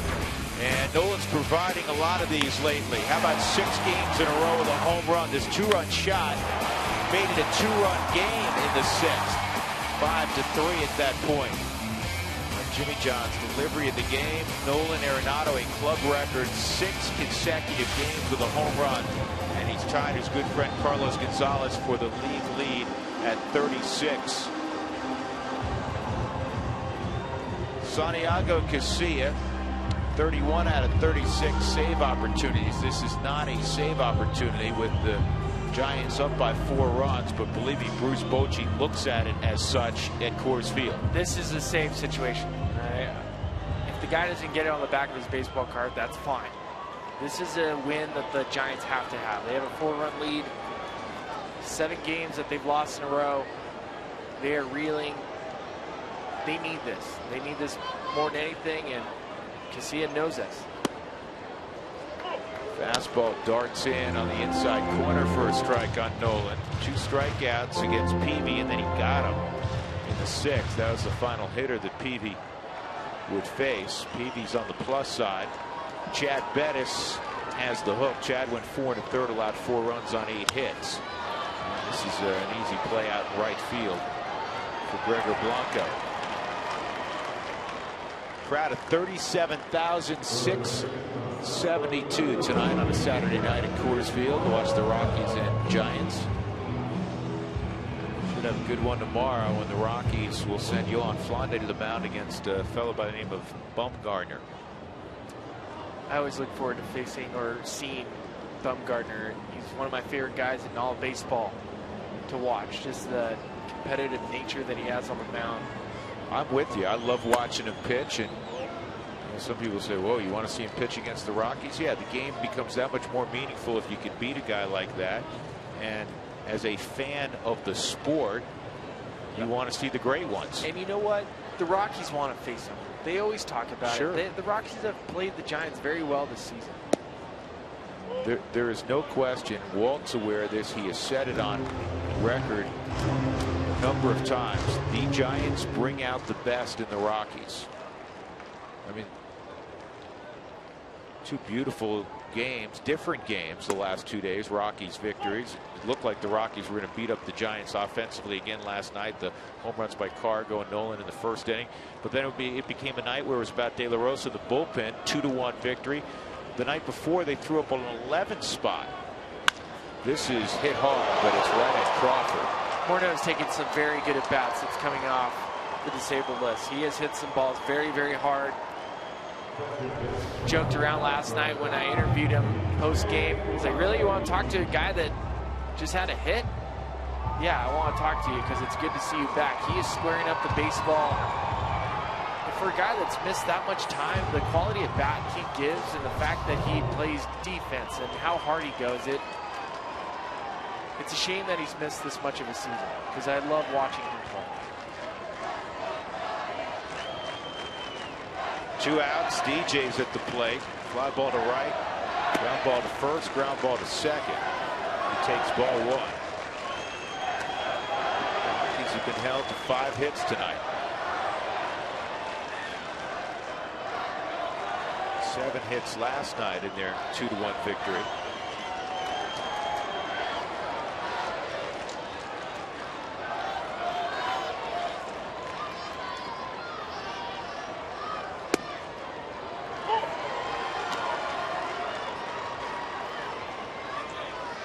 Dodgers remain up on the Padres 1-0 now in the 8th inning. 7.5 game deficit for the Giants entering play tonight. And the breaking ball misses.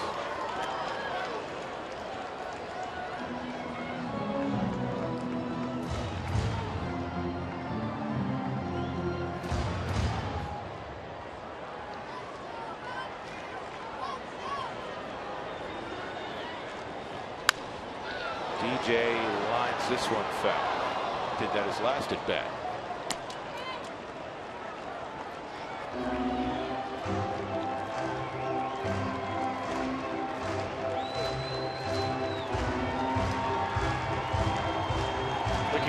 watching Johan Flandin throw as well.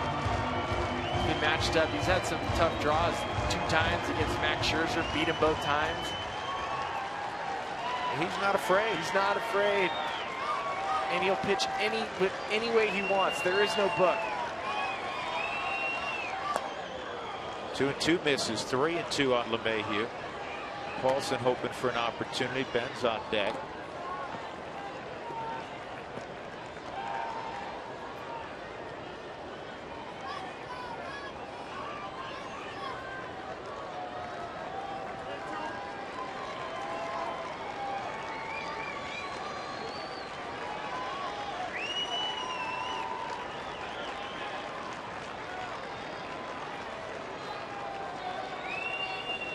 Two.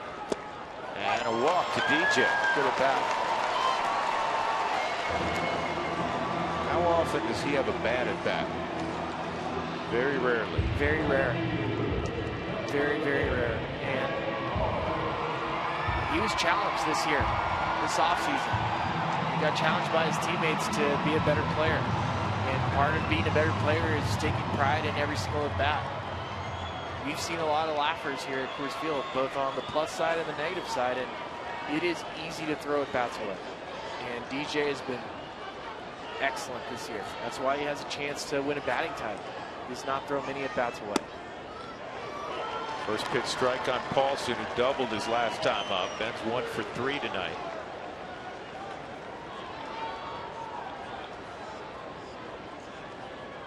Been in left field the last couple of ball games, with Morneau getting the start at first.